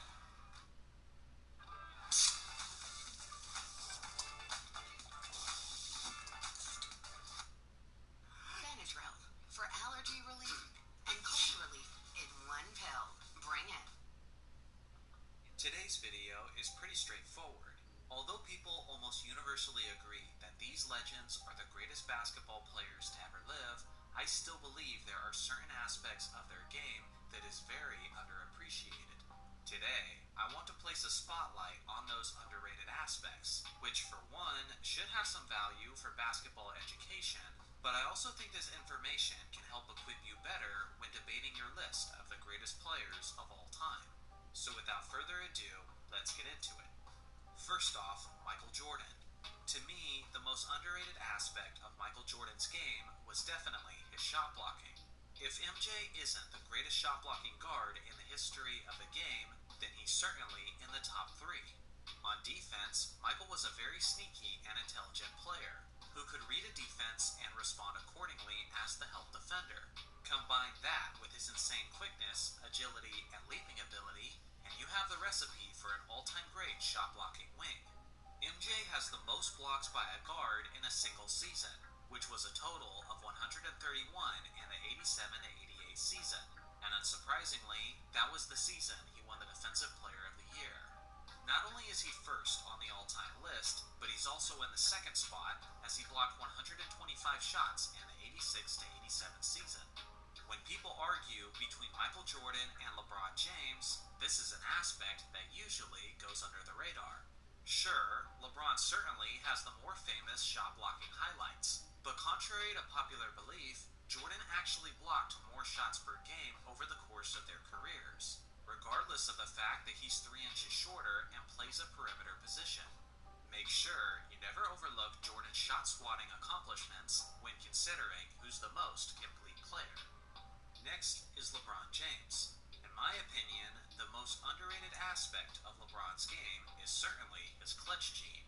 I'm not just talking about buzzer beaters or one-possession shots in the final 30 seconds, but I'm talking about playoff situations where everything was on the line and showing up in a big way. Of course, LeBron has the awful 2011 finals on his resume, but far too many people act like his career ended then and there. Since then, LeBron has been constantly dominating meaningful games in the postseason. This is what he averaged in the 2011 finals, and in his 45 NBA Finals games since then, these are the numbers he's averaged, as he's nearly been an efficient and consistent 30-point triple-double on the game's biggest stage. Throughout his career, LeBron has played a total of 8 Game 7s, and in those games, he's averaged 34.9 points, 9.9 rebounds, and 5.6 assists on 48.7% shooting. With a minimum of 3 Game 7s played, that is the highest Game 7 scoring average in NBA history. In this modern day, if you're still saying that LeBron isn't a clutch player, then someone needs to yank you out of the year 2011. Next is Wilt Chamberlain. The most underrated part of his game was his incredibly skillful scoring. Everybody knows this Goliath-like figure was a remarkable blend of strength and athleticism, as he averaged as high as 50.4 points in the 1960s. But often the misconception that people make is that Chamberlain dominated the game simply using brute force, similar to how Shaq did it in the early 2000s, but to an even more dramatic extent. Although Wilt was certainly capable and would occasionally overpower players, he also had one of the greatest fadeaway jump shots in the history of the game. Imagine Dirk Nowitzki's unstoppable fadeaway, but instead of it coming from a 7-foot player with a 7'3" wingspan, it was coming from a 7'1" player with a 7-foot 8-inch wingspan. That was what Wilt Chamberlain was doing in his prime. Not only is there complete compilation videos of him doing that shot, but there are numerous testimonies of Wilt dominating entire games almost exclusively with his jump shot. Next up, Kareem Abdul-Jabbar. Just like Michael Jordan, Kareem's most underrated skill was his shot blocking. When it comes to the captain, everyone wants to talk about how he was the NBA's all-time leading scorer for many years, and about his iconic sky hook. But what is often overlooked is the fact that he was one of the greatest rim protectors to ever live, as he was officially a league leader in blocks per game in 4 separate seasons, getting as high as 4.1 in 1976. Not only did Kareem used to be the NBA's all-time leading scorer, but he should be the league's all-time leader in blocked shots as well. The reason for this is because the NBA didn't start tracking blocked shots until the 1973-74 season, which means that the first 4 years of Kareem's career, his blocks did not count towards his total. Over his career, he averaged 199 blocks per season, and that includes his twilight years where he was playing less minutes. So even by a conservative estimate, Kareem presumably would have been the all-time leader over Hakeem Olajuwon. With that being considered, I'm very comfortable suggesting that this is a part of his game that doesn't get enough shine. Next, let's take a look at Magic Johnson, whose most underrated skill was his ability to score at will. Magic was a savant with the basketball, as he's arguably the greatest passer that the game of basketball has ever seen. This was his bread and butter, and he's famous for being the successful, flashy leader of the Lakers' Showtime offense. There's no question that Magic's natural preference was being a distributor, but with that being said, Magic could have been a leading scorer whenever it was necessary. He was very reliable with his back to the basket, as he used his size over the smaller guards to be a fantastic post scorer. He also had a very dependable baby hook shot, which he used frequently throughout his career. Magic had 6 games in his career where he scored at least 40 points, and specifically in the 1987 NBA Finals, he led all players in points, outscoring even the legendary Larry Bird and Kareem Abdul-Jabbar, as he averaged 26.2 points over the series, while still getting 13 assists per game. The 89-90 season was the first year after Kareem Abdul-Jabbar's retirement, and because of this, Magic had to take on a heavier load as a scorer, and he did that extremely well. In the 1990 postseason, Magic averaged 25.2 points per game, which was the 3rd highest scoring average of all players in those playoffs, trailing only Michael Jordan and Patrick Ewing. If he wasn't so unselfish as a giver, he likely would have been one of the best scorers from the 80s. Of course, we gotta follow up Magic with Larry Bird. Honestly, it's hard for me to pick Bird's most underrated trait between his rebounding and his defense, but I think I'll have to give the slight edge to his defense. Now don't get me wrong, Bird was not a defender on the level of Dennis Rodman or Scottie Pippen, but at the same time, you wouldn't be wrong if you described him as one of the elite defenders of his era. A lot of people make the mistake of assuming Larry was a below-average defender, probably because because on the surface level, he looks like a slow and unathletic player, but it couldn't be further from the truth. I would argue that hustle and effort are the most important qualities of an elite defender, and Bird played with both of those attributes every time he set foot on the court. He may not have had the quickest feet, but he had extremely quick hands, as he averaged an extremely impressive 1.7 steals over the course of his career, as he was regularly among the league leaders in steals per game. One of the most impressive performances in Bird's career was in 1985 against the Utah Jazz, when he nearly got a quadruple-double, pouring in 30 points, 12 rebounds, 10 assists, and a whopping 9 steals on 59% shooting. One other key detail, Larry didn't even play in the fourth quarter of that game, because it was a blowout. If Larry had stayed in the game, not only could he have got a quadruple-double, but he may have set the record for the most steals ever in a single NBA game. For his career, Larry made a total of 3 All-Defense teams, and he was 3rd overall in the Defensive Player of the Year voting in 1983. And even the defensively legendary Tim Duncan has never finished higher in the Defensive Player of the Year race than Larry Bird has. So if anyone ever makes it seem like Bird wasn't a good defensive player, quickly educate them on how little they know about basketball in the 80s. Next, let's take a look at Bill Russell. To me, easily the most underrated part of Russell's game was his leaping ability. For some reason, everybody talks about the incredible athleticism of Wilt Chamberlain, yet Bill Russell's jaw-dropping ability becomes somewhat of an afterthought. It's quite insane how 2 of the most athletically gifted centers in NBA history both conveniently played in the 1960s. Some of you may have not seen the clip where Russell is sprinting on a fast break, and then he jumps clear over the opposing defender on his way to converting the basket. This single play is evidence of his world-class leaping ability, and when I say world-class, I'm not being facetious. In 1956, Bill Russell participated in the West Coast Relays high jump competition. In this contest, Bill cleared 6 feet 9.25 inches, which tied him for first place with Charlie Dumas. Russell could have went on to the Olympics that year, but instead, he decided to focus on his basketball career. The man he tied with, Charlie Dumas, went on to win the Olympic gold medal in the high jump competition. Luckily for him, he didn't have the insanely competitive Bill Russell going up against him. At the time, Track and Field News had Russell ranked as the 7th best high jumper in the world, and as the 2nd best high jumper in the United States. All of that absurd athleticism was packed into a 6-foot 10-inch frame. It's no wonder why he won so much. First off, Kobe Bryant. To me, the most underrated aspect of Kobe's game was his playmaking ability. Everybody knows that the Mamba's natural tendency was to shoot a high volume of shots. For goodness sake, even Kobe identified himself as a gunner on numerous occasions. Because of this, many people tend to overlook the Mamba's ability to create opportunities for others, as he was a far better passer than he's usually given credit for. Of the players who played primarily at the shooting guard position, Kobe has the 2nd most assists in NBA history, trailing only James Harden. So it's not like he never passed the ball like many of his critics like to claim. Obviously, Kobe's longevity certainly helped in that department, as he had a 20-year career in the NBA.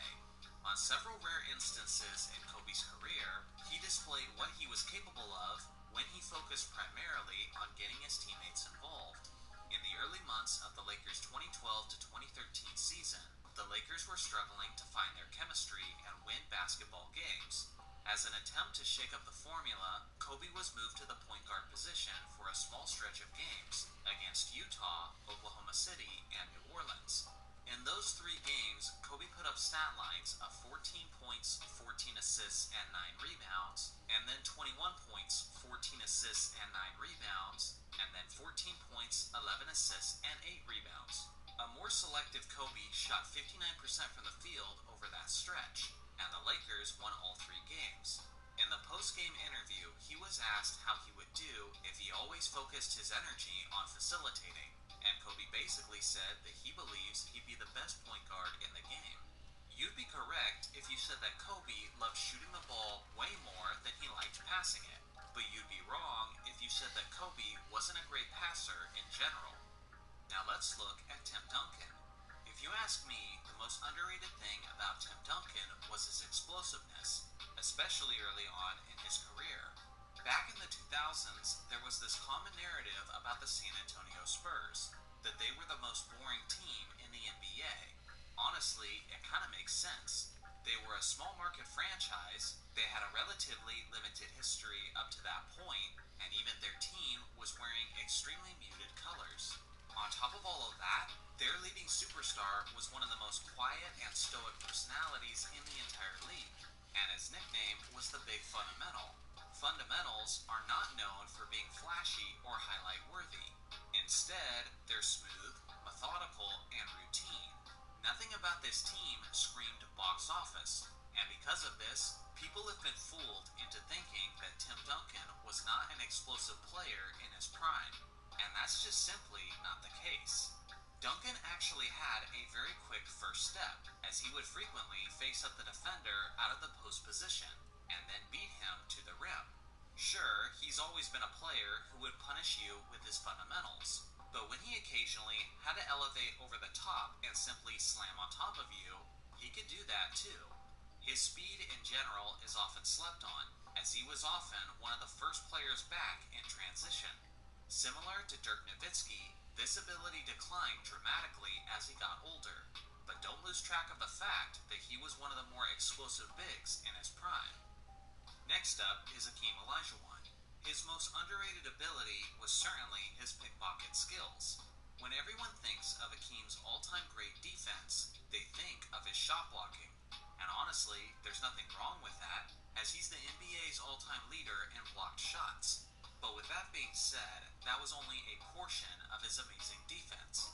Over his career, Hakeem averaged an incredibly impressive 1.7 steals over the course of his career.